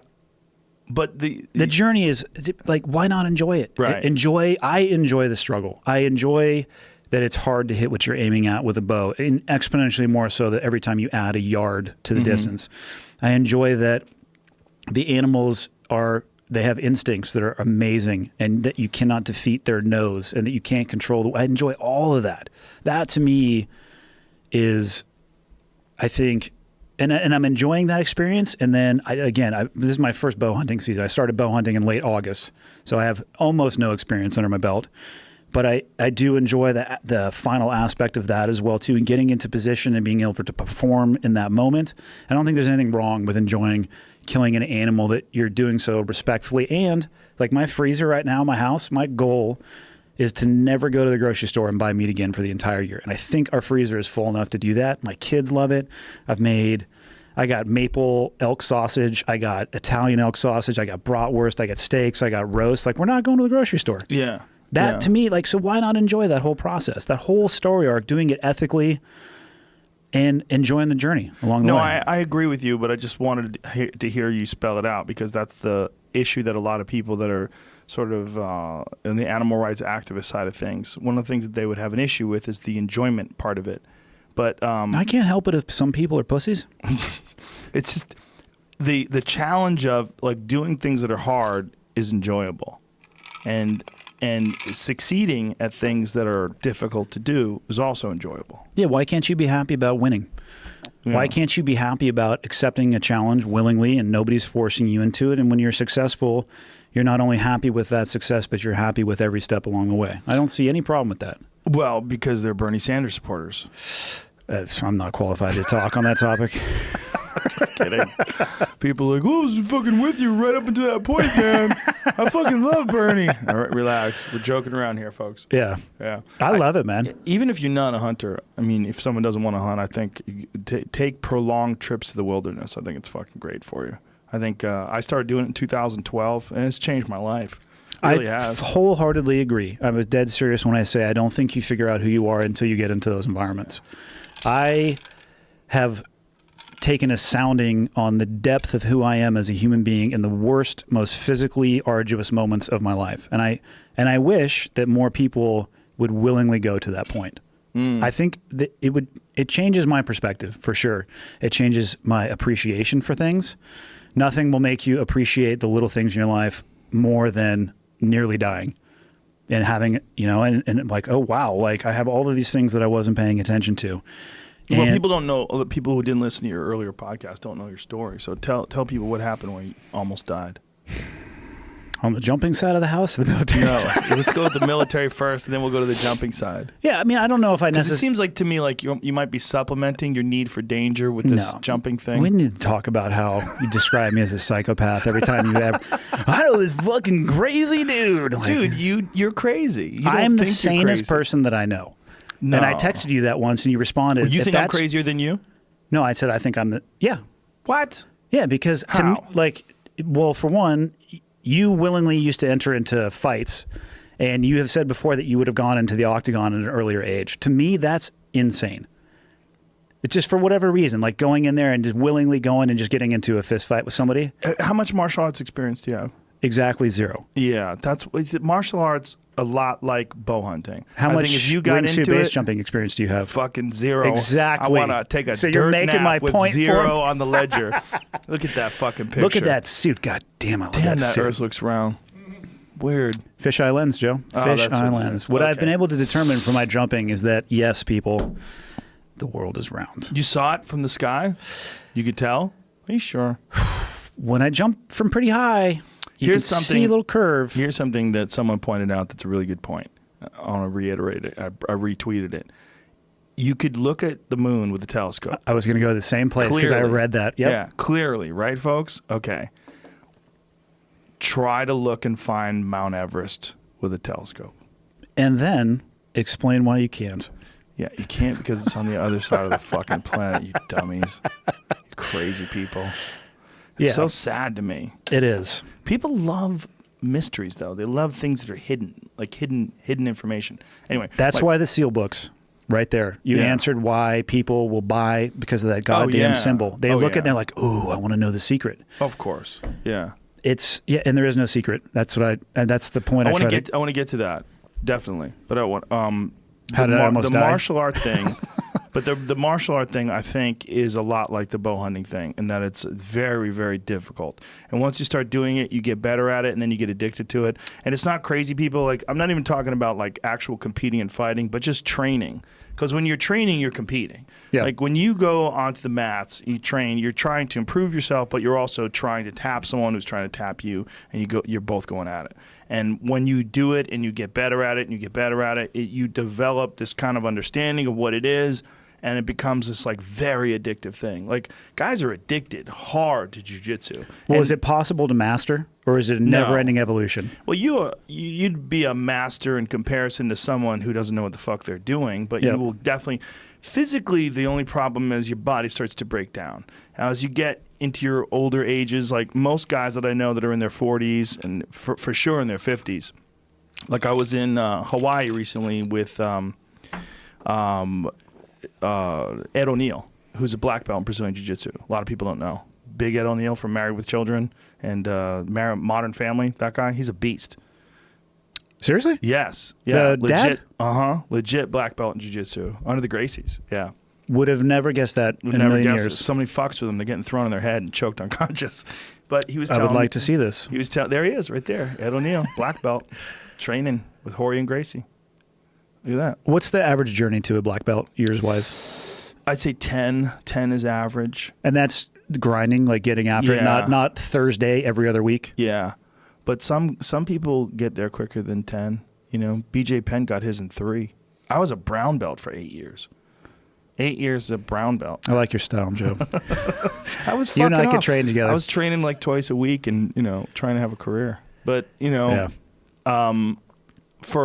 for the people that really get into it, they really get obsessed with it. It becomes just as addictive as archery, bow hunting, anything else. And I think what we were talking about earlier, when we were talking about people being angry and like on social media because they're not getting those natural rewards and the natural struggle of life, and their life is very muted in that regard. Or no struggle. Yeah, or no struggle. I think that's one of the reasons why jiu-jitsu is so appealing to people. And even though you get injured in jiu-jitsu, but most of the injuries like, I tweaked my back, or I fucked up my elbow, or my knee got screwed up. It's not like brain injuries. The brain injuries were the ones that were the most disturbing to me, because I was recognizing at like 21 that I was having some issues. You were talking about this recently, about just the headaches laying in bed. I have, and I know a lot of guys from previous career who are suffering from or discovering, or the military is doing research into the causes of the brain injury issue. It's not awesome to read your future when you get diagnosed with that. And you're like, okay, so what does it look like when I'm 60? What does it look like when I'm 70? Like, that's not good at all. Those aren't good tarot cards to read. My good friend, Dr. Mark Gordon, who is an expert in traumatic brain injury and does a lot of work with soldiers, and Andrew Marr's foundation, he has a Warrior Angel Foundation, and Dr. Gordon does a lot of work with him, and they have developed some really good protocols for helping guys, and these helped a shit ton of guys, and he does a lot of the work for like nothing. Yep. Just trying to help as many people as he can, because he's doing well financially. He's not desperate for money, so he does a lot of charity work, is my point. Yeah. And he's dedicated a significant amount of his professional time to trying to find solutions for soldiers, and also he's done a lot of work with football players and boxers and fighters. And anybody who's going to get that enclosed brain trauma, at the end of the day, I think on the chart it ends up looking the same. It doesn't matter how you necessarily got it. The UFC is involved in some new protocols now too. They've developed some stuff in San Diego. In fact, I forget what the medical institution that's doing it, but they've got something they're doing with some sort of electromagnetic therapy. Yep. Magnetic resonance. You know what it is? Have you heard it? It may well be the same clinic. There's a couple of buddies that I have who came to San Diego, La Jolla area. They would go in once a day or twice a day for a quick session. I'm pretty sure it was magnets placed either across from each other, whatever it was, a protocol. I think it was for a month. And to a person, they all actually said that they had significant benefit, whether that be, most of them were saying they were sleeping better, and I don't know the causality or correlation there, but they had improvement. It could have been their mood function, whatever it may be. But so how do the fighters, what do they think about if you get knocked out in the UFC, like you're just flatlined? Do you have a minimum amount of time before you can go back? I think most of the time they give them a 90-day suspension, which in my opinion is way too short. I was going to, because first of all, they say like 90 days no contact, but those guys are going to be sparring before then. So that is the issue that I've heard with some of the active duty guys now. They'll go in, and from a perspective, if they kind of want to preempt and get an idea of where their head is at currently, they'll go in and they'll get a scan, or however they couldn't give me the scans because I have retained metal in my body, but I think a lot of it is based off of MRIs and the magnets and stuff, and they'll recognize that they have the precursors, or they'll have damage to their head, and the guys, they don't want to take any time off. They just want to get back into it. It's a struggle. They're like, hey, listen, could be what it could look like for you in the coming years. And the guy's like, yeah, I get it, but put me back in, coach. It's a struggle to get them to take time off, which doesn't surprise me that the UFC guys are the same way. No, that's absolutely the way they are, especially the real savages, the ones who are the winners, like Michael Bisping. He lost to Georges St. Pierre, and then 3 weeks later fought against Kelvin Gastelum and got stopped. And a lot of people criticized that, me included, saying they shouldn't let him in there. He needs time to recover. He got battered in that fight, got choked unconscious, then you got him fighting again 3 weeks later. It's just not smart. But he would have probably, not knowing a thing about it, fought tooth and nail to get into that ring, would be my guess. 100%, and he'll probably fight 2 weeks later. He's a fucking animal. Until you're done. 60, and then you're drooling on yourself, and you think you're the Easter Bunny. Yep. I mean, that's not a good look. No, and it's possible. Yeah, for sure. Yeah, you have to almost protect people from themselves, or maybe there could be an argument that there should be some sort of a comprehensive education for fighters, at least, because this is an elective thing, right? And which you're definitely going to get hit. For soldiers, might be a good argument as well, but that there should be some sort of elective or some sort of an education thing. That's the word I was going to say. At least educate to just go into whatever situation you're going to go into, whether it's the UFC or the NFL or the military, whatever. Just go in with an educated perspective instead of going in blank and at the end of it not understanding where you're at and why it happened. So what do you think it is that makes you want to jump out of planes? Perfectly good airplane. You put a squirrel suit on. Yeah. Do you think, this is what I asked you before, do you think that this is like you're fulfilling some sort of a desire for excitement, some need for extreme situations? Well, so skydiving, jumping out of an airplane is, to me, if you follow some very basic principles, of being current and maintaining your gear and taking your time to pack your parachute, the most difficult, or not the most difficult, the most dangerous portion of a day skydiving will be your drive to the drop zone and your drive home. So what happens to those people that fuck up and die? Well, there's two. So you got to separate two categories. There's jumping out of an airplane with a main parachute and a reserve parachute and a lot of altitude and a lot of time. And then there's base jumping, which is off of a static object with one parachute, generally closer to the ground. And that lack of altitude and separation from the ground gives you less time, less options. You got to be really tight on your A game. In both of those worlds, what I think and my opinion is that kills the most people is complacency. There has not been a gear-related fatality as far back as I can really find it, at least in the last 10 to 15 years. It's people killing themselves, not the gear killing them. How's that work? What do you mean? How'd they kill themselves?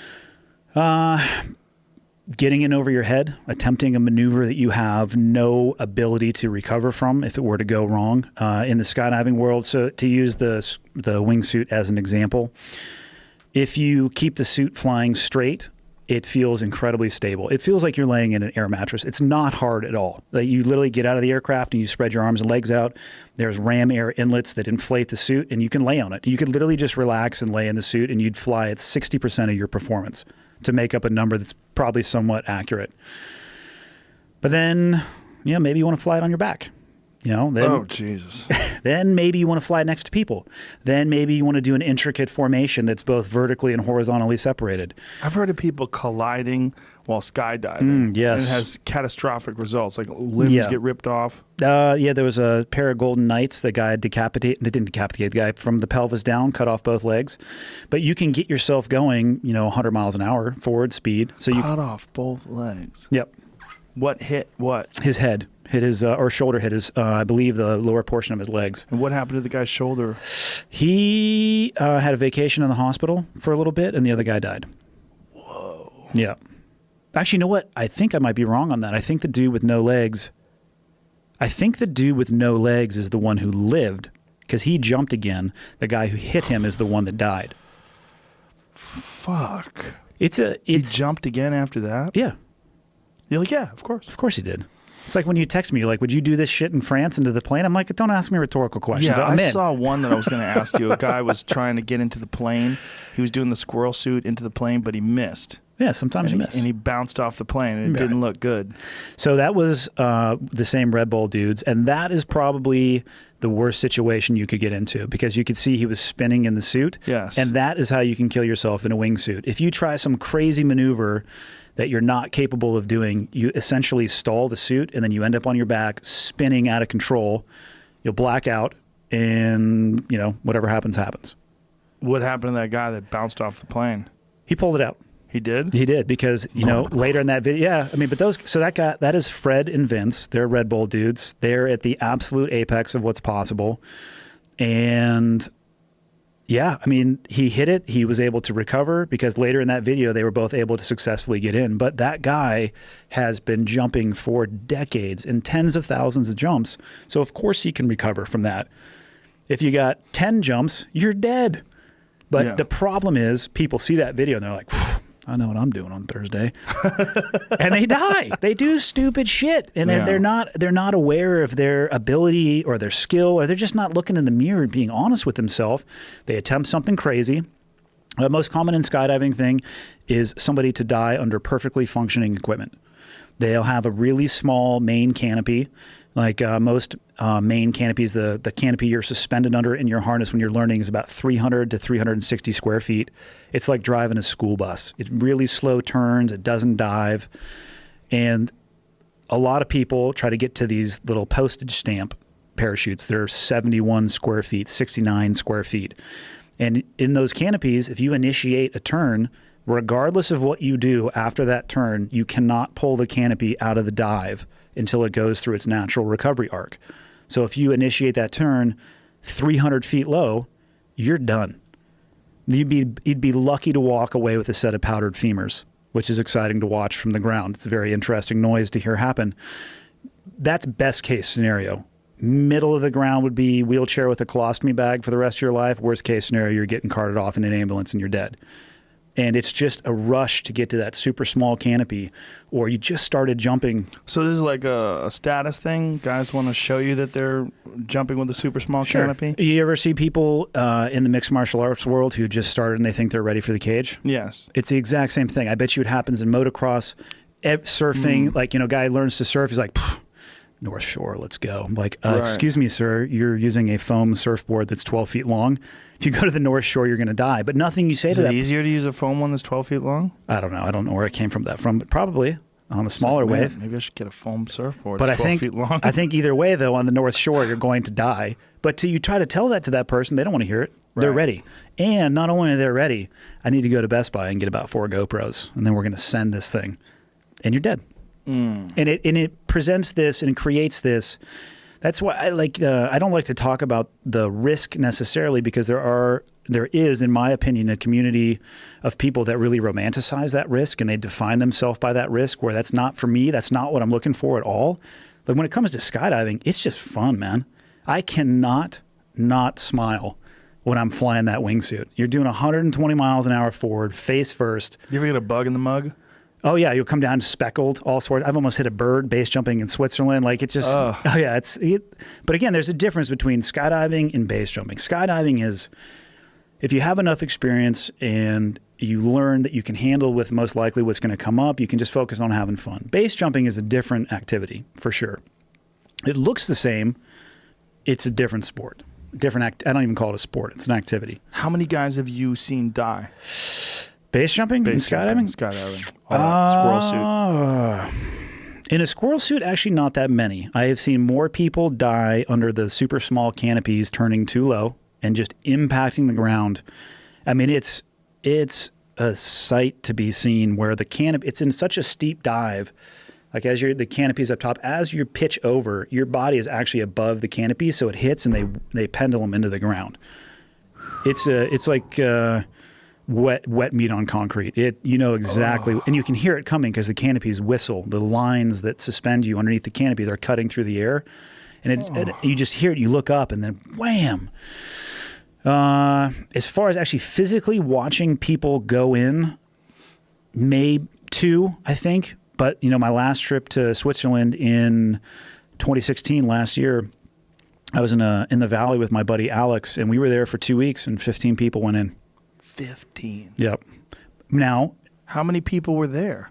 That it's hard to say, and that's why, again, I think you have to be careful talking about the stats and the risk, because I don't really know how many people partake in that activity. But I can tell you this: of those 15, 0 were gear related.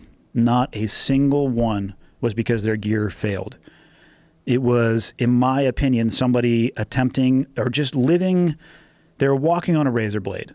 And sometimes when I go over there, I will do that as well. I'll fly close to the ground, or I'll fly in between trees, or I'll fly through a crack and mess around with that. But I try to do it on a very limited time period. I try to have outs, and I try to work my way into that position. And what I have seen personally, which doesn't mean that this is the norm, what I have personally seen with my own eyes is people that don't take that route, and they want to go straight to just, hey, hold my beer. And there's just no room for error. And yeah. That's a lot of people, though. Like, what percentage of the people died? Like, how many people were there? I don't know. Probably a couple hundred. Jesus. Well, that's just a couple of hundred, and 15 people croaked? Yeah. That's a lot.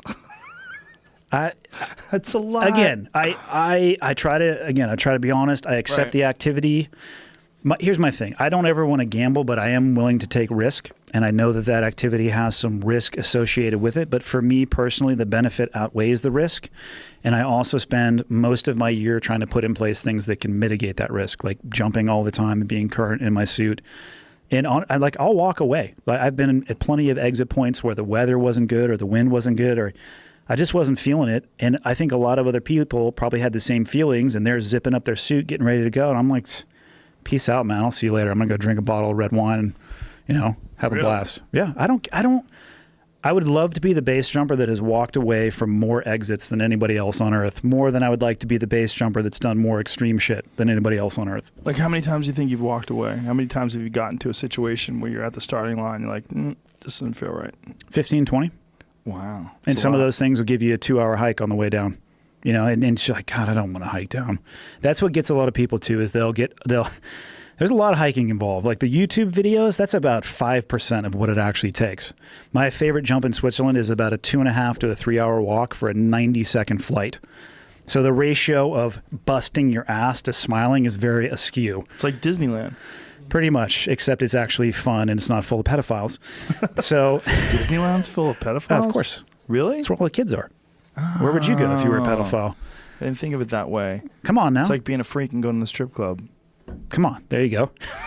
You know what kills me about Disneyland? My kids love Disneyland, so we go there quite often. There's these gangs, Disneyland gangs. Have you ever seen them before? What are you talking about? They wear vests like they're in the Hell's Angels, and their vests are covered with Disneyland buttons and patches. These are Disneyland employees you're talking about, right? No. These are gangs of Disneyland fans, and they used to have entry admission things where, like, to get in there. See, the Disneyland gangs. Do you remember what I was Mickey's saying Empire a second ago about the pedophiles? Yeah, the Hitchhikers, Disneyland, Waltz, Misfits, SoCal. Yeah, with a skull with a Disneyland hat on, and these people go and they have things that they would have to have, like little things that they would have to accomplish to get entry into these gangs. And one of the things was they would have to have one of the rides go down. So they'd have to make a ride go down in order to get entry into this stupid fucking gang. How does one do that? Throw something into the gears. Oh, that's good. Thank you for that. When we were there, this one dumb lady, this is how fucking genius this dummy was. California Screamin' is the roller coaster where you do that loop where you go upside down. Okay. On the top of the loop, this dummy threw her purse and wanted to catch it on the way down. Like she had this idea. How'd that work? It didn't work. It hit the ground. Yep. It hit first. The roller coaster ran over it, stopped the roller coaster, and they got stuck like 3/4 of the way up the loop. And, everybody's like, shit. Yeah. They stopped the roller coaster. She went to jail. You want to hear something really gross? One couple, they had a 2-year-old kid, and they caught them on security cam after the fact. They hung back, and they put their kid near a Disneyland employee. And they went away and stepped away. So the kid was like confused, didn't know what to do. So this Disneyland employee kept an eye on the kid and then called security, and the security took care of the kid. And then they went to dinner and they had drinks and they went out, and then they went and retrieved their kid afterwards, security. Not everybody should have kids. But just imagine the monster you have to be to take your 2-year-old kid. You're like, I'm tired of having this kid. Hey, I've got a great idea. Oh, I'm sure their home life is amazing. Very nourishing. Monsters, man. Fucking, and you wonder, like, when you see a school shooting or something crazy, like, what happened? This kind of shit. You're raising a potential human being. This kind of shit happens. You have some fucking morons that are allowed to have kids. Yeah. And they basically shit on an innocent victim, which is my biggest issue with it. Yeah. I don't like the victimization of innocent people. It drives me nuts. Yeah, man, especially little 2-year-olds. I mean, it's crazy. It's crazy that someone has that in them, that they could be that fucking stupid, that they have that in them. And, I wish that this was an isolated instance. I'm sure there's like quite a few of those. Yeah. Oof. I'm sure there probably is. I can't believe you're drinking that kombucha stuff. It's good. Love it. Doesn't the rye brain do the same thing for your gut? No. That's a nootropic. And the rye brain is alcohol. It's probably bad for your gut. I'm trying to counteract the effects. I had you don't fuck with kimchi either. Absolutely not. Gotta eat it, I've buddy. seen that thing from good for the mind. spend some time in Korea and watch those guys pulling that stuff out of the ground, and they would offer. It's like no, I don't want a kimchi. I'm more convinced now than ever that plus having a bunch of like really good podcast guests that explain the benefits of probiotics, and about how probiotics literally affect your gut ecosystem, that affects your personality and your immune system and just all sorts of different aspects of your life. But I've been eating kimchi almost when I'm at home daily, pretty much daily. You eat it by itself, or you pair it with a meal? I pair it with a meal usually, but sometimes I'll just open up a jar and just eat a whole jar of the shit. That's disgusting. I don't give a fuck, son. Today I had kimchi with elk and jalapenos, and there's some stuff called No Bread. No is a company that makes KNOW. They make these gluten-free breads that are made with nuts and almonds. And how's it taste? It tastes good. Does it actually taste like bread? It tastes good. No, not totally.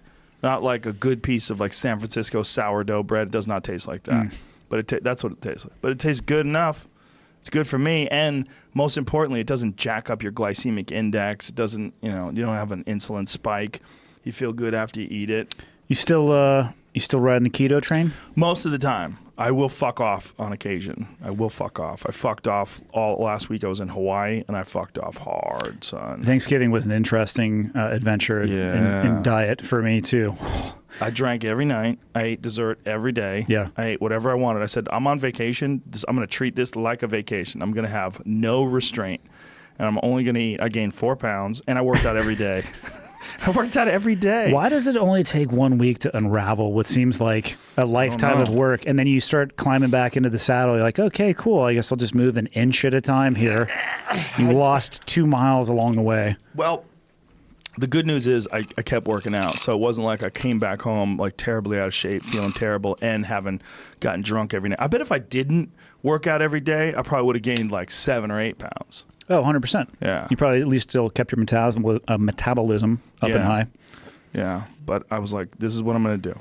I'm going to treat it like this. I'm going to work out every day so that I don't have to think about it, so I could just go crazy. You're managing your guilt. Yeah. Yeah. I ate breakfast one day, and we stayed at this place that had a buffet, and they had chocolate croissants. I had 4 chocolate croissants, and then I had 2 pieces of banana bread, and I had 2 sticky buns. These sticky buns, and then I had all sorts of other food on top of that. I just ate like a glutton. Isn't it amazing? I don't usually do that, so it's nice to do it for a vacation. It feels amazing for a day or two. Yeah, but I felt so weak. Like when I would go to the gym, I literally felt like I was working out underwater. Like my body was just combating all the booze and all the shitty food. Or that, or I'll find my gas tank is just done. Yeah, like done. You start, you normally like, okay, I'm going to warm up, and you're just like, oh, yeah, I think I'm done here. Well, this place had a heavy bag, and I knew they had a heavy bag, so I brought boxing gloves and hand wraps and everything, and I have a timer on my phone, so I set the timer up and I just wailed away. It's fucking great because you know those Apple EarPods? Yeah, I have a set. AirPods? Probably the best Apple, not to make an ad for Apple, probably the best thing I've ever bought from Apple is those AirPods. They're fucking great. Yep. AirPods are great. And here's the thing, when you have a this timer, it would play me music, but then the timer, like the noise of the timer, would also go through the AirPods. So you're getting both. Yeah, so when it was getting to like 10 seconds, it would alert me through the but I would think like, oh man, punching the bag and even kicking the bag, those AirPods are going to fall out. Nope. Yeah. They didn't. I've actually yet to have them fall out, regardless. The only time I've had them fall is when I was doing chin-ups because my shoulders are so fucking massive. They touch my ears. So they didn't fall out. They were ripped out by your massive shoulders. Yeah, my ears bumped up against my shoulders. But that's it. That's the only time they've ever accidentally fallen out. But what's interesting is you take one out, and it knows that you have it out, so the sound stops. Like, how the fuck did they figure that out? Wizardry. Just pull one out. I don't know. People have no problem talking to you while you have headphones on. They just start talking. Like, they see the headphones, and they just start talking to you. To pretend like you can't hear them. And you point to the headphones, and they're like, no, you have to talk to me. They talk louder. Yeah, I don't give a fuck if you're on the phone. I don't give a fuck if you're in the middle of the most important audiobook ever. Yeah. Getting the secrets of the universe right now. People won't talk to you, man. Yeah. I think that might be more of a problem that you deal with as opposed to others, but... I think girls get it more than me. I know... you done with those words? I know women who have put headphones into their ears and not even attached it to a device. It's a good move. Just so people will leave them alone. Just stick it right in their pussy. I don't know if you can hear. Yeah, I don't know if that would necessarily work. What island do you go to in Hawaii? My favorite is Lanai. Is that where you guys went for Thanksgiving? No, we went to the Big Island this time. Nice. But I think Lanai is the way to go because there ain't nobody there. And you got to take 2 flights. From go what, to Honolulu? LA? Yeah, you got to go to Honolulu, and then you take a little puddle jumper, one of them little Buddy Holly killing planes. There you go. Hey man, I got some magic backpacks you can borrow. They ask you how much your packs weigh. And you're like, oh no, don't say that. How much do you weigh, sir? And don't lie. Please don't lie. Actually padded by about 10%. You're going to be okay. Yeah, I wonder what they do if they get like a really overweight person who they know might be full of shit. Like, I don't want to throw. I know what happens. Ladies. I know what happens. They jack up a couple of pounds. When I was super young, like I remember that I went on a cruise with my grandparents to Alaska. I don't know where we started, but we went up to Alaska. When we were flying back from Alaska, puddle jumper to probably Juneau to get on the big plane. And they looked at my grandfather like a little up and down, like, sir, you're on the next flight. Really? Yep. They bumped him. Grandpa had a gut. Grandpa, he was built. Big boy. He was built from the belly button up to the chest, like a beach ball. Yeah, man. I wouldn't want to be on a puddle jumper with a really big guy that was full of shit. No, you'd kill everybody. Yeah. At some point, the plane's like, hey, I know you're pulling back on the yoke, but I actually can't take off, so you're all going to die now. Yeah. And that's not the way to go either. Right, because someone has an ego, and they can't tell you they're 400 pounds, not Correct. 350. Yeah. So I think they actually took his luggage off, and he had to come back I think it was the next day. Well, the real problem is for someone who's 400 pounds, they have to find a scale that goes up to 400 pounds. Or you got to time it as it goes around. Well, Joey Diaz was telling me that when he was 400 pounds, like he didn't know how much he weighed. Because the scale at his doctor's office only went to 300 pounds. And he'd have that thing fucking pegged, bang. And then, he'd lose 50 pounds and it would still be pegged. I think that's not a good sign. No. No. I mean, I'm not a doctor, obviously. But I think that all this stuff, when you see all these people that are like morbidly obese, I think this is all, there's a lot of things, right? There's shitty food. There's bad gut flora, addiction to like refined carbohydrates and sugars, alcohol, a lot of things that make people that fat. But on top of that, I think a lot of it is that they don't have like real physical challenges in their life on a daily basis, especially physical challenges that they enjoy, that forces them to be disciplined about their health and to understand that their body is it's not just your body. Okay, it's like you have this variable vehicle, and the more time you put into it, and the more you pay attention to it, and the more discipline you use to keep this thing running, the better it's going to work for you. And if you use it all the time, you're going to appreciate it. But if you just use it to walk over to the couch and crack a beer and start fucking filling your face with chips and cookies, you don't think about what it is. And you don't have to rely on it to survive. You don't have to chop wood. You don't have to carry anything. You don't have to do anything. You got to look on your phone for the right app to have Uber deliver your food. Yeah. So you don't even have to get off of your ass. That's a new thing. It's a new thing, but I bet you it's pretty popular. I bet it doesn't come to your neck of the woods. I bet I wouldn't order it even if it did. Do you have restaurants in your town? Well, yes. We also have electricity and running water. No. We do. I thought you had a well. I do at the house we have in the woods. Oh, okay. It's an amazing well. You should come visit sometime. I like wells. I like the idea. The of water well. is, goddamn, it's good. Oh yeah. Oh, it's unbelievably crystal clear spring water. It just tastes different. Yeah. It tastes different too. I like the small town. We have everything we need.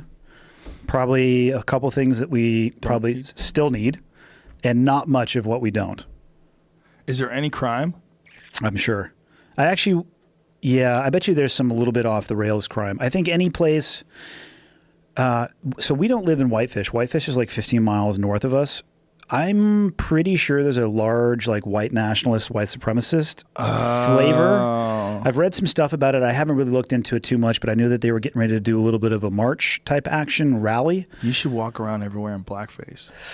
I don't think that's the call. I don't think Get yourself an afro. God, I was thinking of just driving my truck through the white nationalist rally because my truck is black. So right, yeah, that would there be. You go. that metaphorically. Get yourself one of them tiki torches and see if you fit in. Fuck me, man. Jesus. Those fucking dickheads.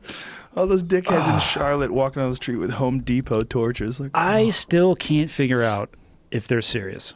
Oh, they're serious. They're but really with a Home stupid. Depot tiki torch in your hand, you're serious? Yeah, they're serious.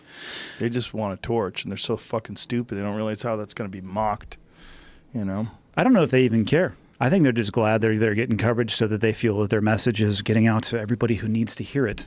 Well, everybody did need to hear it because most people didn't know that there was a group that's that fucking stupid that's willing to go into the streets like that and do it in this day and age when you're on the internet and people are going to realize, oh, you're a Nazi? You have a swastika on your chest, you dumb cunt?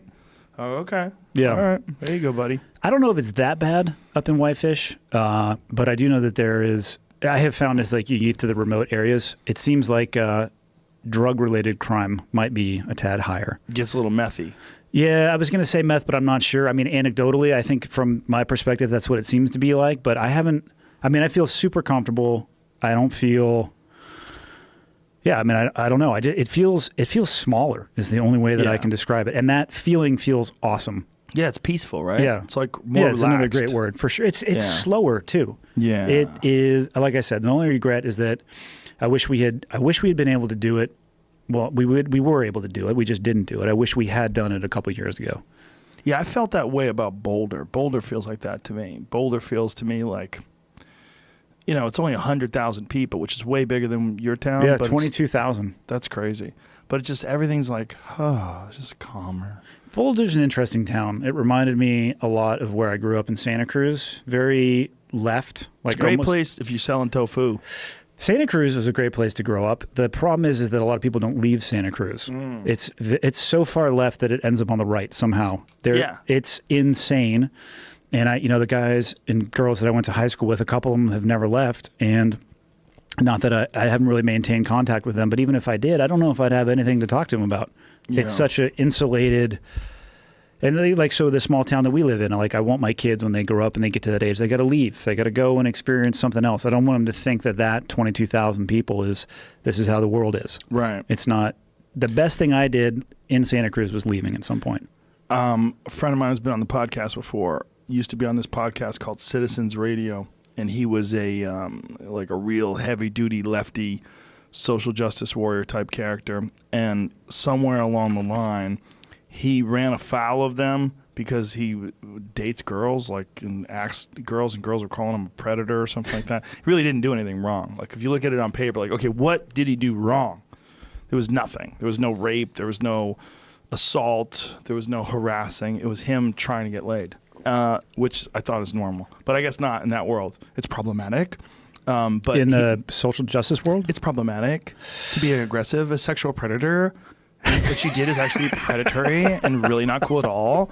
But what he said was that when he was in that world, he wasn't even aware of dissenting viewpoints because he was so insulated because everybody in that world thought a certain way. Yeah.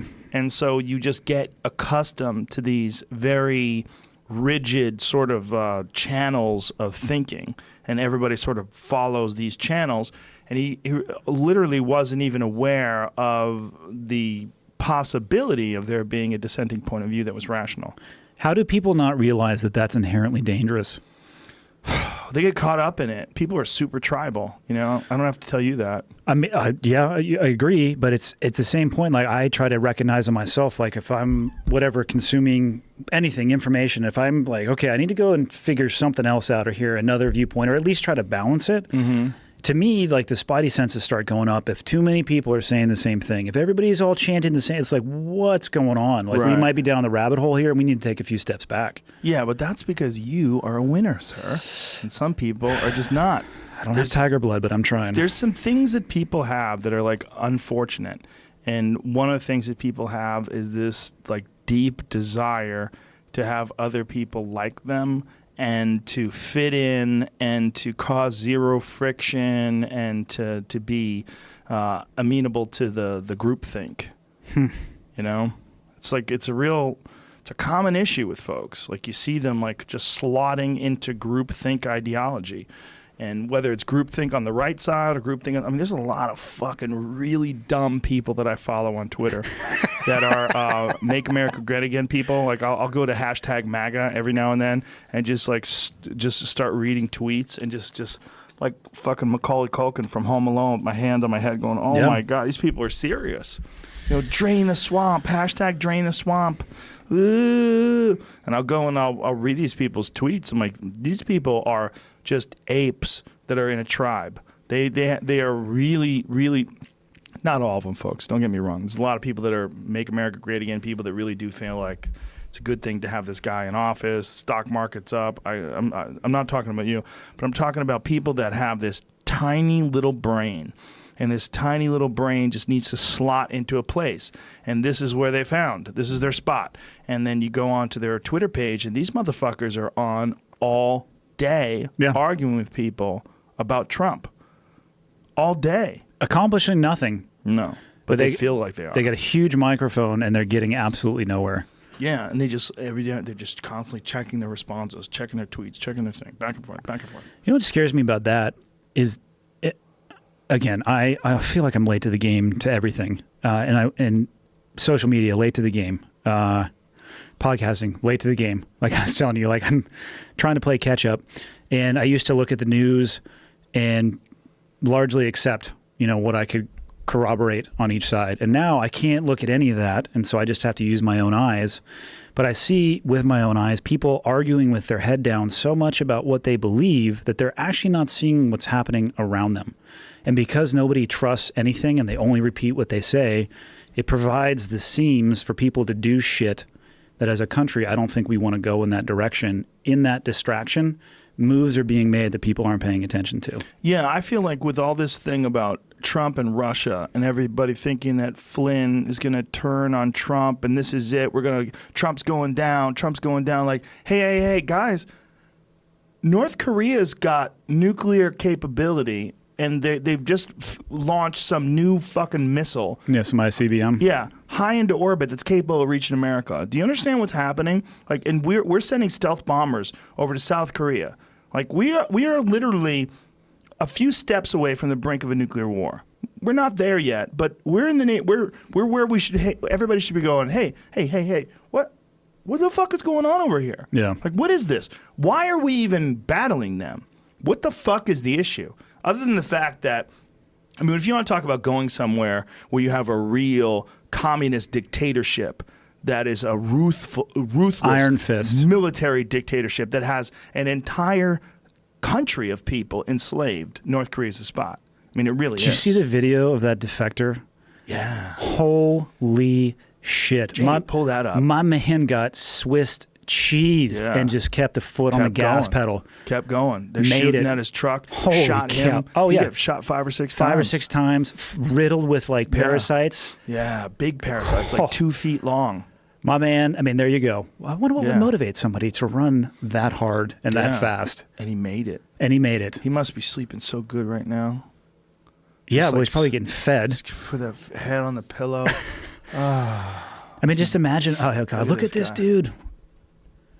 Get some. Oh, fall down, buddy. Nice. That guy probably played it off, though. He's like, yeah, I wanted to shoot from the prone position. Is that all they have? No, they have the full thing. Yeah, you get the Nightline version of it. See if you can get the full actual video of it. The full actual video of it is pretty interesting. He was getting shot at in the car. Yeah. You could see the tracer rounds. And they're really close to him. Yeah, that doesn't necessarily mean anything. I miss some close shots. Panicking. These fucking people. So here it is. This guy is just hauling ass. Here's my question. You think he was playing the radio? Like Metallica? He's playing Kickstart My Heart. Yeah. Like he's just got Metallica ripping. I'm going for it. North Korea soldiers pursue the man while he flees in a military vehicle. What kind of cars you got there? It looked like a Jeep. It looks like a Land Rover Defender. Oh, so he stops the car. He gets out and he's running. And they're shooting at him from like feet away. Fortunately, the guy on the far right's got a pistol. He's not hitting shit. He's tripping over his buddy. That guy's got a rifle, though. Oh, my God. The Korean soldier accidentally crosses into South Korea during the pursuit. So that's the line right there? I do not know. So that's all you have to He's do. like, oh, I'm out. I gotta quickly go. turns around. Whoa! So there's not a fence. I don't know. You just have to get to that spot, and that's I don't it? know about the DMZ. Shot and injured defector is pulled to safety by the South Korean military. Whoa, that's amazing. Who are these people crawling? That looks like the South Korean people. Yeah, they're dragging him. Holy cow! I didn't know about this. Oh my God! See the blood trail? Oh, that's what that is? Yeah, more than likely on a thermal. Whoa, that's intense. That's intense. So you want to talk about an iron fist dictator that's happening right now, and people, all they can think of is just... Look at that guy go, though. Look at him go. He's out. He's just, what? Fuck, man. Fifth gear. Yeah, I don't know the rules on the DMZ or where the actual line is. Is this video on like South Korea's side? Is that how someone saw this taking place? Well, it looks so it looks like he's driving from north to south. Yeah. Does he just have to get across that gate? So this is just like a DMZ. This is almost like an unedited version. It's like a 10-minute version of it. Wow. I guess they just constantly monitor everything. How weird must that tension be between the North and the South just staring at each other on the opposite side of the line, and they both look exactly the same. I mean, Yeah. They're both Korean. You know, it's like the U.S. wall with Mexico. People go, oh, it's racist. It's racist. Because one people are brown and one people are white. They can't even say it's racist over there. They're both the same race. They're just looking at each other, and then they're at war. They hate each other, and one's the enemy, and one's not. One has no money. One is under the iron rule of a communist military dictatorship where they kill everybody. The other one, they're making the best cell phones in the world. The chicks are all getting plastic surgery. You know, the boys are all fucking hip-hop break dancers and shit, and it's like they have MMA over there. They have everything. Like South Korea's... Their Taekwondo is pretty fucking awesome. Seoul's an awesome town. That's what I hear. Yeah, I've been there. I spent my 20th birthday in Seoul, Korea in a bar. People that think that socialism and communism is the answer to the woes that capitalism creates do not understand. You're just missing the point. It's so contrary to human nature, and it is, by the way, never been pulled off successfully in human history. Yeah, I would love an example, and that's what I always ask people. Just give me the example of what you want to use as the foundation for those principles, where it's been executed properly, where it's thrived, where it's survived. Yeah. And I'll just sit here and wait. And another part of the problem is that the people that are really, like, the people that are in the left that are, like, really progressive and support Marxism, the idea of Marxism and socialism, those people are in general very supportive of gay rights, very supportive of women's rights. Those are the first things that get trampled in these communist dictatorships. That is the first thing that goes. Like every single one of these communist Marxist rules, homosexuality is treated as the devil. Like these people, they live in hell that you don't understand. It is very difficult for me after a long period of time, the majority of my adult life, to peek my head up and look around. And most of the interaction, like I said, is social media. I sit back and I watch and I see the things that people say and I see the complaints that they have and oppressed this, that, or the other. And I'll be the first person to say that there's inequality in the U.S., just like there is in every nation on the face of the planet. For sure. But to hear how people think how bad we have it, and then to have seen with my own eyes places where people would claw their way across the border to have the opportunities that people in this country have, just waking up. The sun rises over the United States and they wake up and they have so much opportunity that they don't appreciate. It's very difficult for me to make sense of what's going on. It's a bizarre place to be in because I just... Like, who are you people and where do you get these ideas? I think they're idealistic and they think that we can do better. And I think that we can do better too. But I think where people go afoul is where they start saying that they want equality of outcome. And equality of outcome is contrary to equality. Because when you have equality, real equality, meaning you can do whatever you want to do, that breeds inequality. Yes. Because some people are going to work harder. And competition is what pushes things. And some people think that competition is bad. And the reason why they think it's bad is because it makes them feel bad. Like, I put something on Twitter today where they were saying that Fitbits, that people using Fitbits is fat shaming and ableist, and it's problematic, and it causes all sorts of issues. And these educators were looking at Fitbits as being it's a real problem with the emotions of people. You know, they find out and they start comparing, and it can cause all sorts of issues with people. So they were literally saying that Fitbits, they're just devices that give you data. Yeah. That these things can be a problem. How about competition's a good thing? It's a good thing. Yeah. How about it's okay to finish last because it'll motivate you to get off your ass and climb up the leaderboard? Exactly. Yeah, go again. You don't win every time, stupid. It scares me that people are in positions. Like, I'm looking at my oldest son is 14. And I mean, I realize that at some point in time in the very near future, he's going to go off and, he's going to want to pursue a higher education. And I almost would rather send him to a trade school where he learns something with his hands, or I would hope that I would never tell him to do that. I would hope that he would want to go down that route instead of going into an environment that is completely artificial, where people portray this world of, rounded corners and nerfed everything. And your feelings and words hurt and all. You talk about it all the time, actually. I don't want my son to go into that environment. He's already experiencing that a little bit in the school system that he's in. Like, he uses the word triggered, and his teachers will use that word triggered. I'm like, listen, it's okay to have somebody say something to you that invokes a reaction or emotion in you that causes conflict. That's okay. Don't run away from that conflict. Why don't you go directly at that conflict and figure out what your problem is with it, or figure out why you have an issue with that, and then work through that, and you'll be a better person on the other side of the house. I feel like we're in a place now where people are creating, it's an artificial environment that as soon as you leave that environment, you're going to get your teeth just kicked in.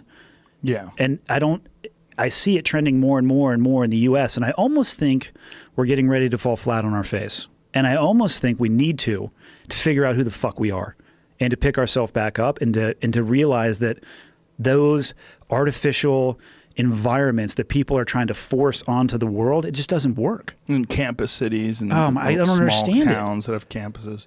Yeah, it's just really heavy duty left wing people that are just committed to this ideology, and they don't have. I mean, it's good to have both sides. I think it's good to have people that lean left and people that lean right, and you try to figure out which way works. And by the way, it's going to work better for some people to be left, and it's going to work better for some people to be right.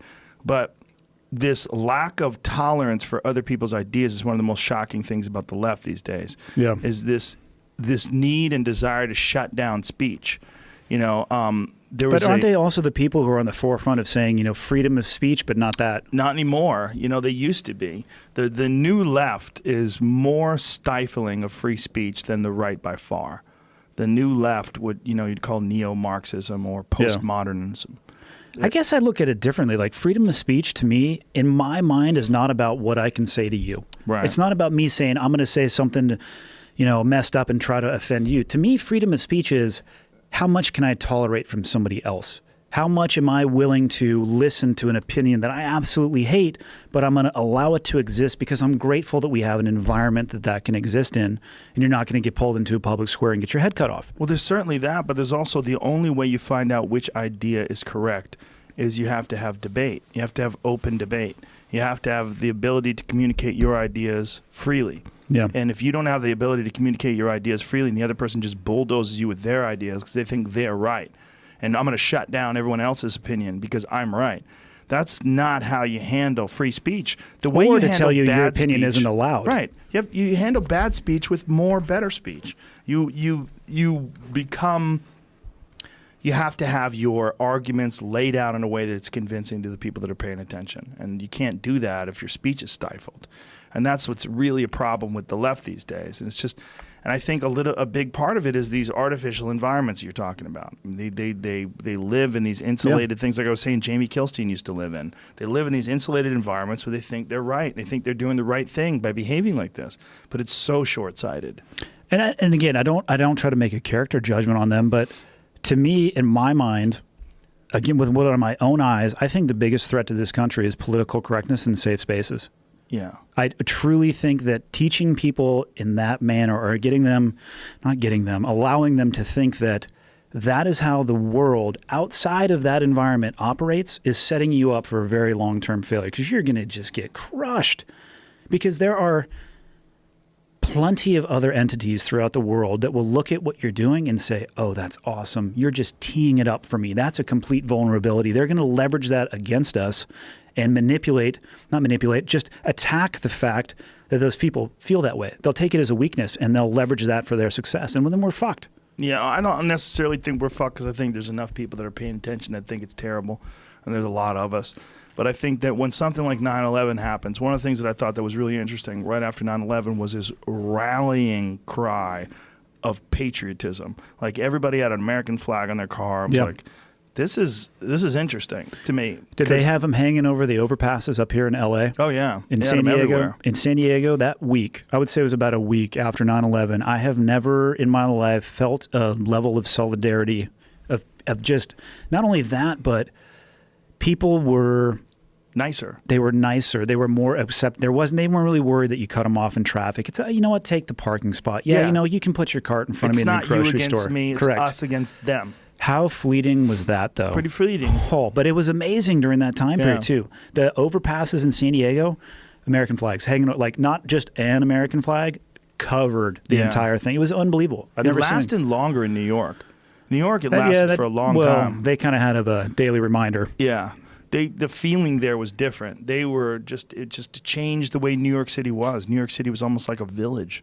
It's like a friendly village that had been attacked, and everybody was like super thankful that they were alive and supportive of each other, and also the solidarity. You know, Sebastian Junger is a war journalist. You ever heard of him? I've listened to every podcast you've done with him. Restrepo is one of my favorite documentaries. He's fucking amazing. His book, Tribe, changed the way I understand that. I'm like, oh, this is a natural part of being a human. And like we were talking about, these reward systems that are built into animals that allow, you know, tigers and like they don't get the natural release. These natural reward systems, for good or for bad, human beings are designed to deal with conflict, with real conflict. And when we don't have real conflict, we make up our own bullshit conflict.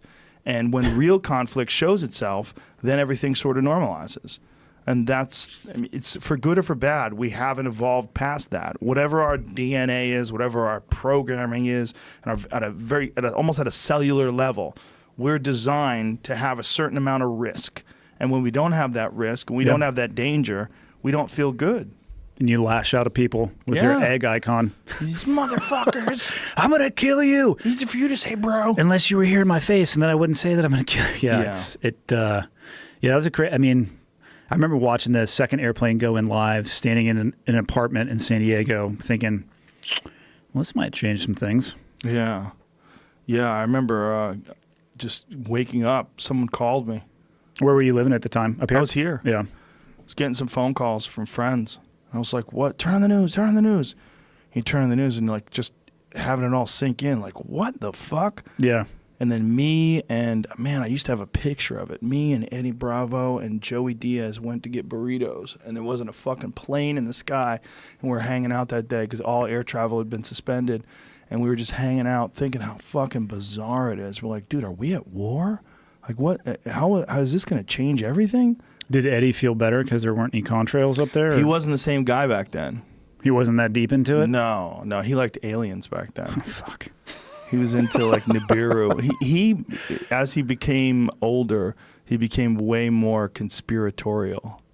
I have and I know I've texted you before, like, hey, does he actually think those things, or is he loves conspiracies. Around? I think he thinks of them almost like some people like paying attention to sports.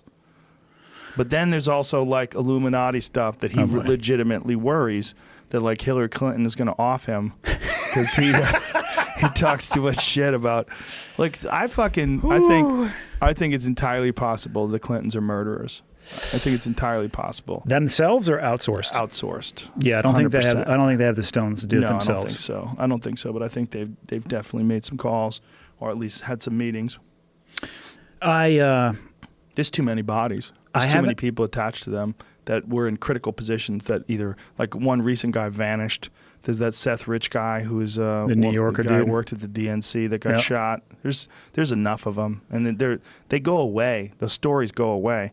The one that I pulled up the other day, who do we do in the podcast? Was it Callan? the guy who had dirt on the Clinton campaign. It was He was an Callan, yep. academic, and he vanished. The guy vanished. You don't hear about it. This guy was about to like give dirt on the fucking Clinton Foundation, and like, whoops, he's just not around anymore. Can't find him. I think their ability to hide, and not just theirs, This but guy, yeah, academic at heart of Clinton dirt campaign, vanishes, leaving trail of questions. is he still missing? Oh, this is a part of the Russia investigation. That's right. It wasn't the Clinton campaign. It wasn't the Clinton Foundation. Yeah, he's gone, man. He's fucking missing. Poof. I just think it's amazing the ability for people to have the public face and then who they are. Mm-hmm. I have not personally had any interactions with Hillary Clinton, but I have some firsthand friends that have had direct interactions with her from either a security detail perspective or being on the ground and securing an area that she was traveling through. And the public face that she puts on and how she treated those individuals, up to and including people that were tasked with her personal security up close detail. The stories that those people have would melt your hair. But none of those stories come out. There's the person that she, portrays herself to be during the election cycle, and this is who I am. And then you talk to all these people who live at a day-to-day level with these people, and the difference between the two is like sitting there trying to broad jump the Grand Canyon. It absolutely blows my mind. The stories about her in particular and her hatred, or what they had told me, her hatred for basically and essentially people in military or people who were there to support her doing her job, just the anger and vitriol that she would attack those people with on a daily level is unbelievable. Anger at the military and anger at 100%. people that are there. She was literally campaigning to be the commander-in-chief Yep. of the military. Yep. Just because it comes out of your mouth. How did she behave to them? One of the best stories that I have was, I won't say the agency that the person worked for, was basically she was exiting the White House, and he said, "Good morning, Mrs. Clinton." And he was in a uniform at the time, and she stopped and turned around. She said, "Hey, why don't you go fuck yourself? Don't talk to me when I'm, going in between place A to place B," wherever she was going. Got back in her Go car. fuck yourself? Yep. More that I have that version of a story. Again, not personally for me. I'm basically saying the things that I've heard other people say to me in confidence directly. But they're uniform, these stories. Correct. Uniformed, whether that be, it could be a military, Secret Service, fill in the blank. They wear a uniform. But uniform also in the way these stories, she 100%. It's exactly the same behavior when the cameras are not rolling. And it's fucking terrifying because, yes, she is campaigning or was campaigning to be the commander-in-chief of, from what I can tell, again, having no direct relations with this person, a person that despises almost, I would describe it as that, is what the organization stands for. Unbelievable. I'm not surprised. What stunned me is how the left was willing to just absolve her of her. She was against gay marriage until 2013. Her obvious belief system, like who she actually is versus like what you don't know. Yeah. Like what she's doing is being a slick politician, just like her husband. Publicly, she's the tide. She'll rise and fall with whatever the trend is. But the 2013 thing, like the fact that, like, how could who the fuck who's educated, who the fuck who's a Democrat at 2013 still thought that a marriage should be between a man and a woman? Who gives a shit? Yeah. Like, she did because that's what she does. She licks her fingers, she finds out where the wind is blowing, and she goes that way. And when you see the difference between what Comey said about the investigation and what the investigation had found on her emails and what the illegal activity that she had participated in versus what she said, with the deleted emails, the 30,000 deleted emails and all that stuff, and when there's a video that shows what he said versus what she said, and they play them back to back with each other, it's like how anybody could support her. The idea that you wanted someone other than Donald Trump, I get it. The idea that you wanted a woman, a historical first for equality, a woman, I get that too. But this is not your one. There's got to be a lot of women out there. The two choices we had out of 360 plus million people now? Yeah. God damn. They're insane. It's proof that the system is broken. Yeah, I agree. It's compromised for sure. The only thing good about having a guy like Trump in is he's not from the system, is that he used all of his money and kind of jumped in, and the financial system is still being supported, obviously, because he's a big part of it, but the political system is in chaos. I mean, he's not a part of that at all and never was. So besides donating money to them, that was the only thing that people thought was a saving grace about him being in office. Like, let's see. But I think he's crazy. I think he might literally have dementia. I just wish that somebody would grab his phone. They do. They try. No, just like real quick and just modify the app so but before he hits tweet, it goes to like 1 or 2 people who give it just a quick sanity check. And then they're like, yes, we'll approve. He would check Twitter and make sure it's up. God damn it. He checks his comments. He fucking blocks people. I know. People are proud about that. I've heard you talk about it, and I've looked at it like, I'm blocked by the president. It's like, man, that's hilarious. But again, I look at that as people have their head down, not paying attention to what they should be paying attention to, because in those seams of people losing their mind over a tweet, what the hell is getting passed through in regulations and bills? And I'm like, that's the shit that scares me. The EPA shit scares me the most because, and what they're doing with the national monuments. There's people they had a meeting this morning. Let me show you what he did. Yeah, what did he do? 2 different parks that I can't remember them, but he shrunk them by a whole lot. One was like 1.8 million. Yeah, it's very scary. He's carving out land and national monuments for privatization. And there was one that they were talking about in Alaska. That's very close to a gigantic salmon fishery. Trump shrinks Utah monuments in historic move. I wonder which one. Make that bigger, please, so I can read it. Doesn't say right there. If only the sandstones could sing, imagine the stories they tell of dinosaurs, mammoth hunters, and ancient ones known as the Anasazi. All roamed southern Utah over the eons, long before the Native Americans struggled to hold their land against the Mormon settlers, modern life, and now Donald Trump. Scroll. As President Trump arrives in Utah Monday afternoon, this rocky corner of the Wild West is a battlefield once again, but this time the warriors will carry briefcases and lawsuits. Trump, by signing 2 presidential proclamations on Monday, shrunk the size of Bears Ears National Monument by more than 80%. And the Grand Staircase Escalante National Monument by roughly 45%, fundamentally reshaping the 2 large national monuments. Man, fuck that guy. I mean, why? Can you give me a why other than for business? I was going to say there's got to be an economical motivation behind that. It's got to be resources. It's got to be national resources. It's got to be minerals or oil or something like that. So, and that's my thing. Like, why? So, if you go to Fox News, right, every leading above the break article is Hillary this, Hillary that. Why is that not leading the news? Because they're not really Americans. They're little puppets. I mean, this idea that they're there just for America, no, you're a puppet of the GOP. That's what they are. Yeah. They're not really American. They're fucking corrupt. They're corrupt as everybody else is. They're the worst. Like that, the thing that if you have blind allegiance towards the president when he does stuff like this, that's crazy. You have to call it. And some people do, like that Shepard, what's his name? Shepard Smith? Yeah, that guy. The perfect eyebrows. He calls the president out. Okay. I don't know if I've ever seen his eyebrows, but I'm going to take He seems like he could have been one of those guys that was upset at Hillary Clinton up until about 2013. Yeah, I think I hear what you're putting down there. But again, so people they're losing their mind about tweets, and then a monument got cut by 80% and another one by 45%. And I mean, and that's one example. I don't know, man. And I agree with you. They are corrupt. And what I have found in myself, and again, what I think is dangerous, is that I've stopped paying attention. Yeah. And as soon as that happens, I don't know what the hell is going on.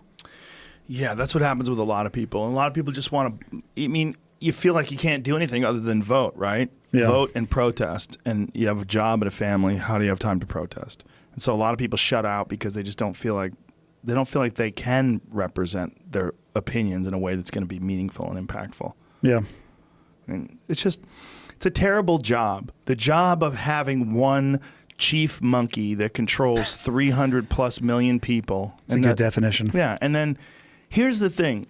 If you are the chief monkey, if they show that you're a liar, if they can show, if there's like proof that you're a liar, you should be removed from office. If you are in court, right, and you swear on a Bible and you commit perjury, you'd go to jail. Like, why is swearing into office for the United States, why is that less of a situation where you could be charged with perjury? Like, that seems to me to be far more significant. You're literally in control of the country. You can do things like this fucking thing that he signed that shrinks these monuments, these horrible reductions in the power that the EPA has. The fucking Environmental Protection Agency is to protect our very environment. He's like, no, we don't need that. We don't need protection. Trust me. We got me. Yeah, you would think that he would be held more accountable because the stakes are so much higher, and it affects so many people. Yeah, I mean, the amount of lies that he's told since office, they're stunning. And you could just get away with them. Yeah. You shouldn't be able to get away with lies as a president. I think lies as a president, willingly lied, is one thing to being misinformed. Yeah. But willingly lying as a president, if they can show that you had information to the contrary of what you're saying, you should be removed from office. Should be a disqualifying factor for sure. 100%. Yeah. 100%. But we've never had someone that lies this much. We just don't know about it. Well, no one has been able to be proven to be this much of a liar. We've never had that. Where someone lies so much, you're like, why? How many? Like, there's a website that was documenting the number of times Trump lied. It was like they documented all of the Trump lies over the past year, and it's crazy. It's just so frustrating. As of June 23rd, oh just my! Like every day, here's a different one. Yeah, I mean, what's that? What's the website called? It's from the New York Times. It just says Trump lies on top. It's an opinion. Yeah, I mean, scroll up and we could, or make it larger so I could read it here. Yeah, I don't know, man. I don't want to. Yeah. I don't even want to read them. I'll just get super depressed. Well, the only issue I have with that is that people are really quick to jump on that bandwagon. And all I would say is you should be prepared to have that level of scrutiny thrown back on yourself. True. Because, how fucking long would everybody else's list be? You know what I mean? That's the one thing that I haven't, but once you get into office, for sure, would that list be the same? Like if you knew, like if I say, Andy Stumpf, do you swear to take the office of the United States president and to do the whole thing, hand on the Bible? From there on, you got to know that you have to keep your fucking shit together. 100%. You can't lie. Yeah, I agree. And like I said, I wish people would take that level of accountability on themselves as well, too. I think the country would be a better place if people acted as if there was an organization ready to write down a list of their deficiencies at any given time. I think you're totally right. But I think that what we're seeing is, for the first time, like a president that is showing why we have a real flaw with this idea of one person being the chief dog. I think he's scaring the piss out of people. And usually the topic swings back around to like nuclear weapons or nuclear war. And like, can this one guy really go and just hit the button? Well, also the real problem is, this guy's very strategic. He thought about re-election. He filed for re-election almost immediately. Oh, did he really? Yeah. There's a strategy for that too, meaning that I forget exactly what the strategy is, but it's in terms of how people are addressing him and how people are talking against him, because they would be running for president. They would also be, if they're running for president, because he is a presidential candidate. There's like certain rules to behavior, and this is very calculated. Really? Yeah. What a chess move, man. It's a big chess move. So this is what disturbs me the most about North Korea, because there's one way to ensure that people want to keep the same president, and that way is war. That, like, once you are in a war, say if we are 3+ years in, he's campaigning for president again, and it escalates with North Korea. The propaganda escalates, the lies, the bullshit, and who knows? Who knows what the fuck happens? And then all of a sudden there's actual military action. That is going to ensure a re-election, I think.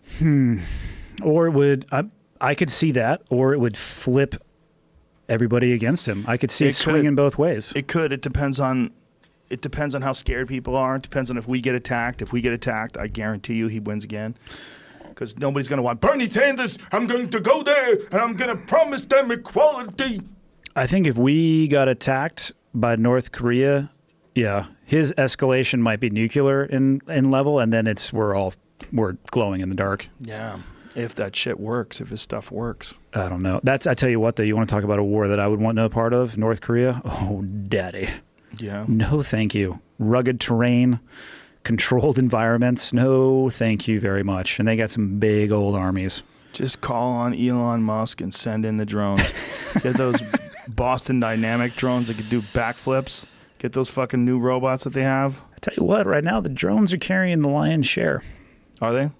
Yeah, I don't know if people realize how much. I mean, they are carrying probably the lion's share of the kinetic activity throughout the globe. I mean, they're doing as much as they can with that. Really? Yep. Like, how much drone activity do you think is going on that we don't know about?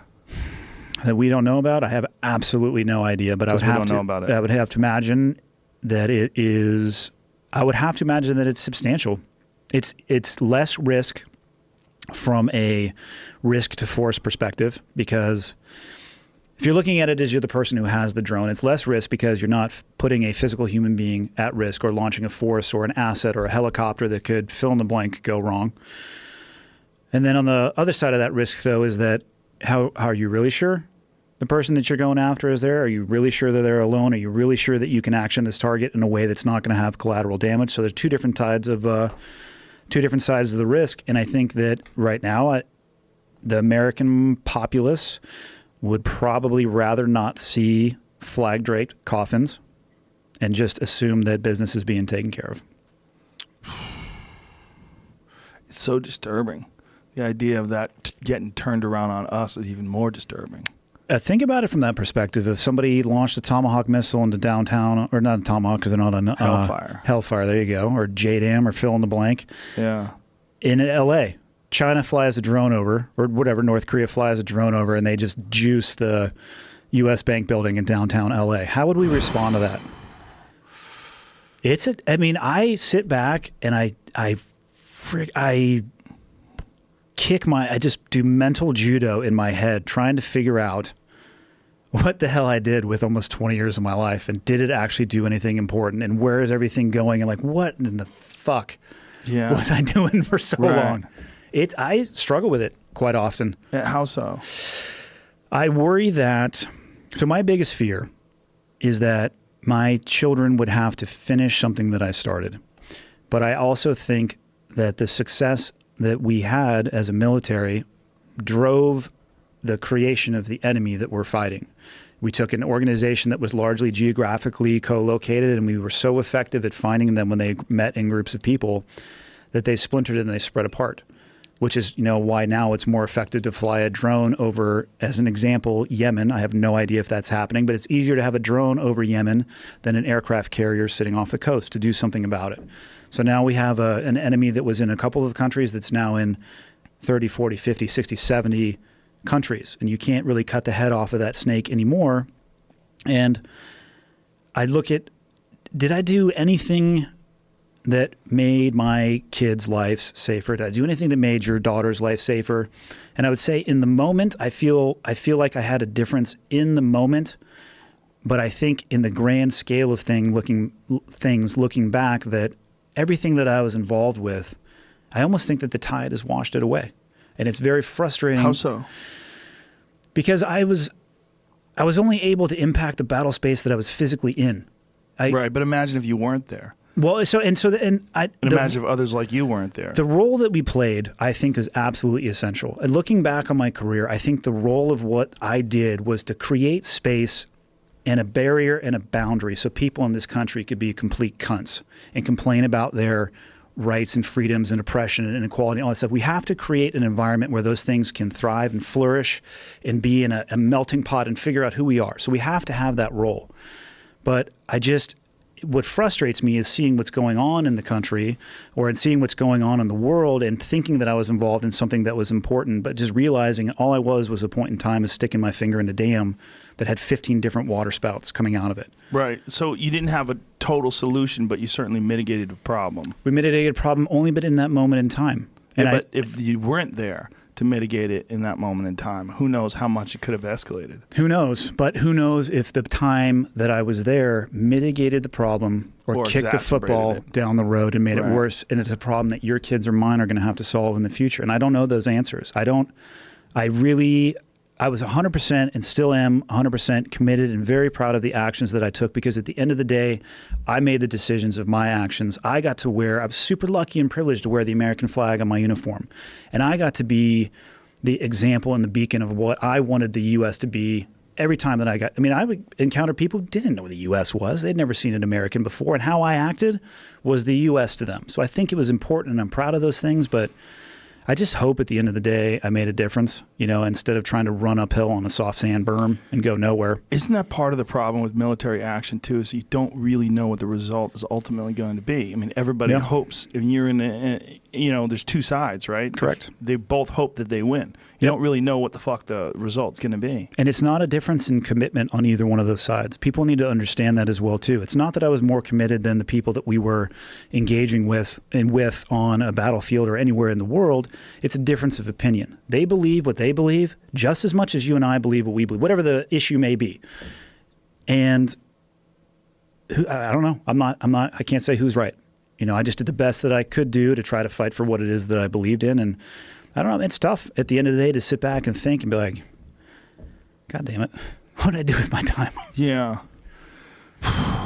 It is, it's a daunting feeling to think that there's never going to be a time when we really are at peace worldwide. I don't think we ever will be, but I also don't think we ever have been. No, I don't think we ever have been either, but do you think we ever would be if we were attacked? Do you remember that last, one of the Reagan speeches where he talked about how quickly we would put our differences aside if we were attacked by an alien force from another world? I think it would change some things. Instead of being local in San Diego and having, or in LA, the flags up, if the entire world was challenged with something that we had to come together with, I bet you there would be that feeling and it would cross probably any and all borders. The UFO dorks, though, they grabbed that. They thought, oh my God, this is proof. This is proof. Reagan knows. Reagan knows. But I do feel like, almost like what we were talking about with 9/11, right? Like that being attacked made people more acceptable to each other, they felt more connected to each other, let people in front of you on the highway, that kind of shit. Hey, when you have your mortality in your life thrown in front of you, I think it creates a palette that is much easier to appreciate the little things. And I don't think most people experience that. Is it weird for you when you spent so much time in combat and spend so much time overseas to come back and see all these people that really don't know the darkest side of the world currently? I mean, people have a view of what the Earth is in 2017, and if you live in San Francisco and all you do is, you work at Silicon Valley and you hang out in the tech industry, you think that this is the world in 2017 because this is your world. Yeah. This is your insulated little, like we were talking about, you don't really know the world until you go into the forest. You go into the forest, you go, oh, this is the world too. The backcountry is still the world. It's just, oh, this is what it's really like when we don't have these artificial structures. And when you spent so much time in combat and you come over and you see all these people that are fighting over these insignificant things and squabbling about the use of the preferred gender pronouns and all this crazy shit that people find significant today. It is very challenging for me to listen to the things that people feel are important and the lack of, I would say it's the lack of what I would consider to be perspective. And it's funny, if you do, say I did 17 years in the military. Let's say a guy does 20 years. You actually don't spend that much time in combat. Let's say you do a 6-month deployment. You're working even at every night of that 6-month deployment, which isn't going to be the case. So every other night. So now you're working 90 days. Of that time, you might spend 30 minutes in combat in those 90 days. Multiply that by 5, 6, 7, 8, 9 deployments. In 20 years, that's your total time combined in an actual combat environment, not a theater of war, but a combat environment where you're directly involved in it. But that time period, for me, changes the way that I view the world.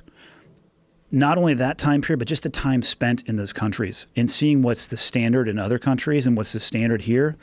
And when I hear, and again, I think we talked about it before, people talk about inequality or oppression here in this country. And I'll be the first to admit that there's inequality, which is fine because there's inequality everywhere. But let's take a little bit of perspective here. If you are fortunate enough to wake up in the United States of America, the water that you sit down on the toilet over to take a shit is cleaner than most of the water people on Earth are going to have access to. You go to Starbucks and you may pay more per ounce for a cup of coffee for the fluid than you do the gas coming out of your pump going into your car that exceeds the annual income of most people on the face of the planet. You living in a first world country where instead of spending your time trying to find that water, you get to spend your time sleeping in line in front of the Apple store waiting for the new iPhone to come out. And then you have the balls to bitch about how bad you have it. That to me is a super tough pill to swallow, because you want to talk about oppression and suppression of freedom of speech. I've seen street corners that are still red from lopping dudes' heads off because they voiced opinion that was counter to the opinion of the day. That will change your perspective on whether or not words hurt you and, what rights actually mean. And you'll be like, you know what you say is actually really offended. It's offensive to me, but I'm glad we live in a place where you can say those things. Moving on with my day. How much does that change your perspective on human beings when you're in those environments? Like what you think a human being actually is. I have an inherent distrust of most human beings. If I'm being totally honest, I don't want to say that I'm antisocial. My wife would say that she probably wishes that I was more social, but I just kind of just take a step back and just try to avoid interactions with just about everybody that I encounter. Well, I would imagine that your spectrum is so much wider than the average person's spectrum in terms of the atrocities that people are capable of committing. You've seen, most of the time, right? You're operating in this one small little sort of village in the spectrum that most people are that are in civilization. You're in this one little tiny area, but you've seen the full thing. You've seen horrible, horrible shit. Yep. That's gotta, there's no way that wouldn't have some sort of an effect on how you would approach people. Well, like I said, it puts me in a position where I almost have to sit back and I have to bite my tongue because I don't share the opinions that most people share. Because if the military service that I have gave me anything, I think it gave me a different perspective on the world. And it's only because I traveled to more of it than I think most people get the chance to do. And I got to see more of it, not through my phone and my Instagram screen, but through my own eyes. And that, all it really did is just changed my value perspective of life, of the little things. It makes it hard sometimes. Was there like a single or any significant moments that you can recall that really shifted the way you think about things? In what perspective Just do you mean? Knowing that people are capable of horrible shit. I think the times that got me the most on that is where you would see adults talking kids into becoming suicide bombers. Just the evil, evil motherfucker who, instead of having the stones to come and face you, will go and try to talk some innocent kid into strapping on a suicide vest or a suicide belt and walk into a crowd and clack it off. That is, to me, the most insidious type of evil, because they're not willing to actually engage in themselves. They want to prey on victims. And if there's anything I hate in the world, it's that. It's the victimization of innocent people. Watching that and seeing that forever throws a different shade on your glasses for sure. Just knowing that people are capable of doing that. I am not surprised by any human behavior that I see, which doesn't necessarily make me any more prepared. But I also probably in the back of my head have a different thought process when I enter into situations. It's not like, oh, hey, everything's going to be great. Like, I get my plan to kill everybody first, and then I relax a little bit. Yeah, who said that? Probably Tim Kennedy. Yeah, have a plan to kill everybody in the room. And that's the thing. And was it McMaster's? It might have been. Yeah, it was be friendly, be courteous, but have a plan to kill everybody in the room. And if you're around human behavior that would put people on their heels and turn them white in the face long enough, that is going to become your default position, whether or not you want it to be or not. I'm not a violent person. I'm probably the last person you could draw into violence, but I'm not also surprised by violence, and I'll react to it accordingly if I encounter it, because it doesn't surprise me. Right. So. Yeah. I would just think that, I've just got to believe that a person like you that's experienced that insane level of cruelty and evil, that your view of the world, that you would be really intolerant to people that do have this sort of narrow-minded view of what the United States is and our role in the world and how the rest of the world views us and who the rest of the world is. And I'm incredibly appreciative that they live in a place that provides an environment for them that they can have that narrow-minded view. I'd rather them be that than have that place not exist. You can be the biggest asshole you want to, and I'm going to sit back and be grateful that that place on earth exists for you to be like that. And I understand the idea of the non-interventionalist foreign policy, that if, we never were in these places, we would never have issues. And which is 100% false. It's just another way to look at yourself as a victim. Is it? I think so. In my opinion, yes. It's easier to blame. Oh, well, if we didn't do this, then they wouldn't do that. No. How about real evil does exist? And there are always going to be people who want to do something about that, regardless if you're a pacifist, you're a Catholic, fill in the blank. You will have your axis somewhere on earth, and they're coming for you. Well, it's also those parts of the world in particular are so ancient and people have been living there for so long. I believe that they have the echoes of the past in them so deeply embedded in their culture and their actions. I mean, you're talking about parts of the world that really they've had people living there for 5,000-6,000 years. And the ancient barbaric instincts of those people just have got to be, those echoes have got to be sort of reverberating through those cultures. Some of them are very interesting. I think one of the biggest differences that I saw between Iraq and Afghanistan and the United States, and a couple, actually no, definitely those two countries in the Middle East, is that there's just a different appreciation for life.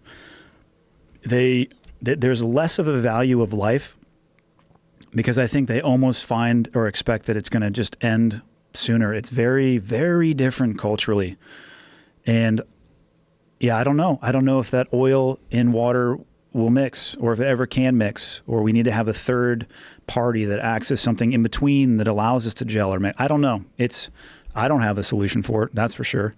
And when you look at like how long there's been conflict in the Middle East, it almost seems like an insurmountable issue.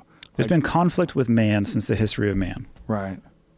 I mean, and so I say, I think we're in a forever war right now. We probably were in a forever war before. It just, I think the face of warfare has changed along the way, and the access to information about that has drastically increased, which changes people's perception about it. Right, like we're always involved in some sort of a conflict, but what we think of as a war is when we have our troops over there, our citizens over there enlisted, then we say, oh, okay, well now we're actually at war. Yeah. Yeah, and with this war, especially what's going on in Afghanistan, has been going on for so long. Yeah. Coming up on 17 years. That's so crazy. Yep. And what's happening over there? I mean, what are we accomplishing? I don't have a complete answer for that. In my opinion, I would say that they are trying to do their best to stabilize that region of the world by supporting the government. Would be my best, just murderous in the sense of not being able to describe it properly, explanation of what's going on. Man. And Iraq is the same way. Don't think for a second that we ever had boots off of the ground in Iraq. It's just talked about a lot less. We still have a presence there, but people don't understand. We still have a presence in Korea. We still have a presence in Europe. That's how long you have to stay if you're willing to invest the time for stabilization, which the U.S. military, I would argue, is not very good at those type of operations.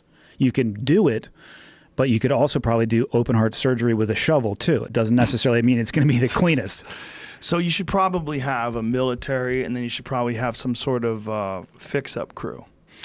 Yeah, I mean, I think they try to do that with all the non-government organizations or other government organizations. I just think it's really difficult. And, in the Middle East, like you said, you're talking about people who have been there for 5,000 and 6,000 years. The 17 years that we've had a presence there, they're like, talk to me later, son, when it's at 1,700. Yeah.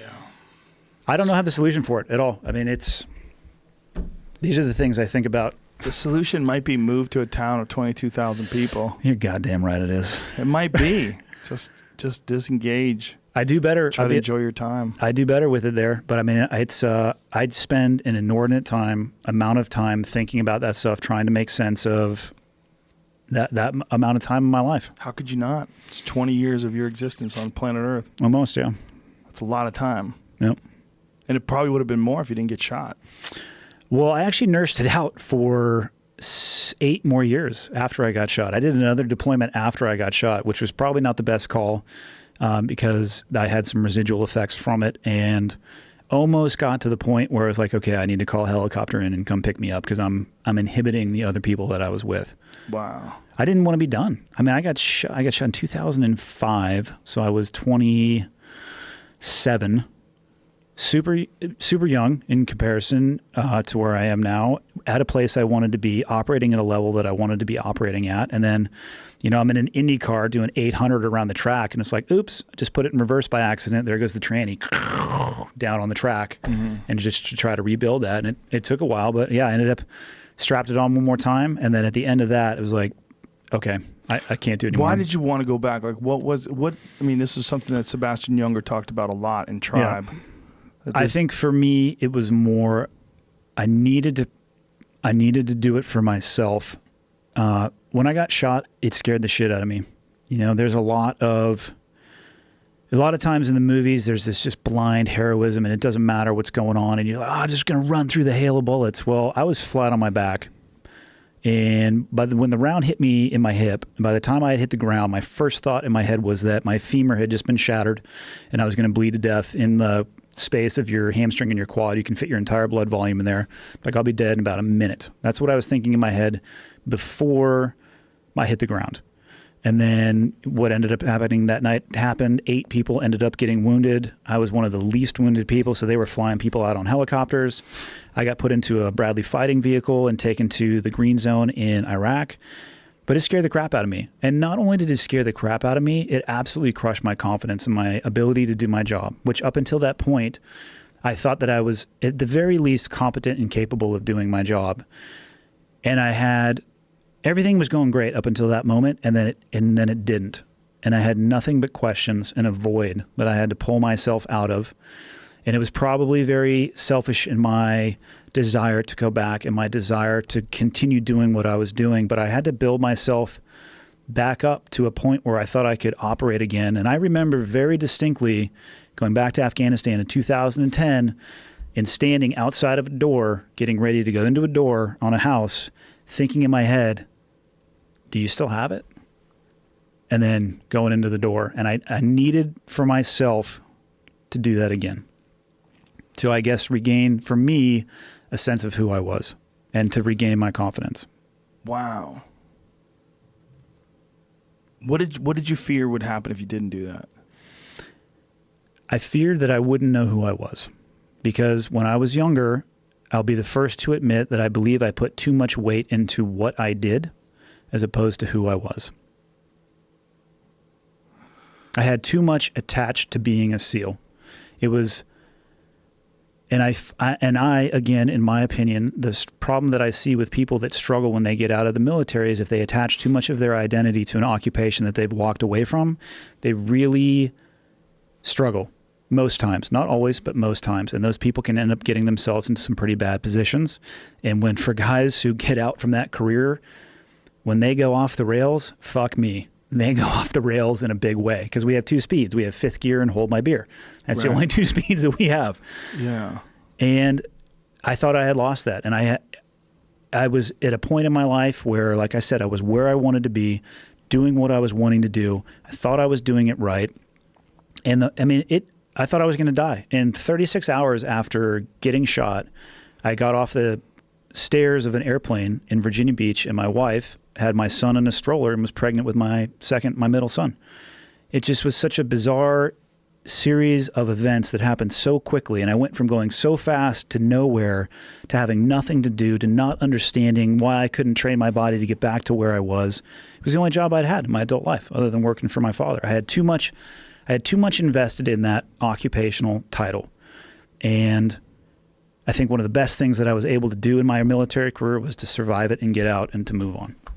That's one of the hardest things for fighters as well. That's a big thing with MMA fighters, boxers too. They just don't know what to do when it's over. They become these incredible winners in this one avenue. And then once that's done, they rarely achieve that same kind of success in anything else. Well, they're probably not thinking about anything else when they're in the middle of fighting, which is very common with people in the military too. Right. Because the job does require a very focused, myopic sense of drive. This is what you need to do, especially in the SEAL teams. It's the team comes first. Team gear, personal gear, then take care of yourself. Worry more about the person to your left and to the right, and then worry about yourself. You know, consider the impacts of your actions and your words on the people around you and then on yourself. So it is very driven down into a laser-like focus, but that's also required to survive and thrive in those environments. But if left unchecked, you'll end up at the end of your career not prepared for the next phase of your life. And say you do 20 years in the military, which is what you need to do to get a retirement. You join when you're 18, so hey, you're 38. Well, the average lifespan of an American is what, 80, 85? You got a lot of time left. What are you going to do? And if you haven't thought about it, I see guys who struggle. And I struggle myself, but I think I went through that struggle while I was still in, and I think that struggle allowed me to lift my chin up just a little bit to look around and start thinking about the future. You're a bad motherfucker, Andy Stumpf. Let's wrap this up. I don't know about that, but I do. Let's wrap this up right there. Cool. Thanks, brother. Appreciate you, man. Yeah, thanks for having me. All right, ladies and gentlemen, we'll be back tomorrow. See ya.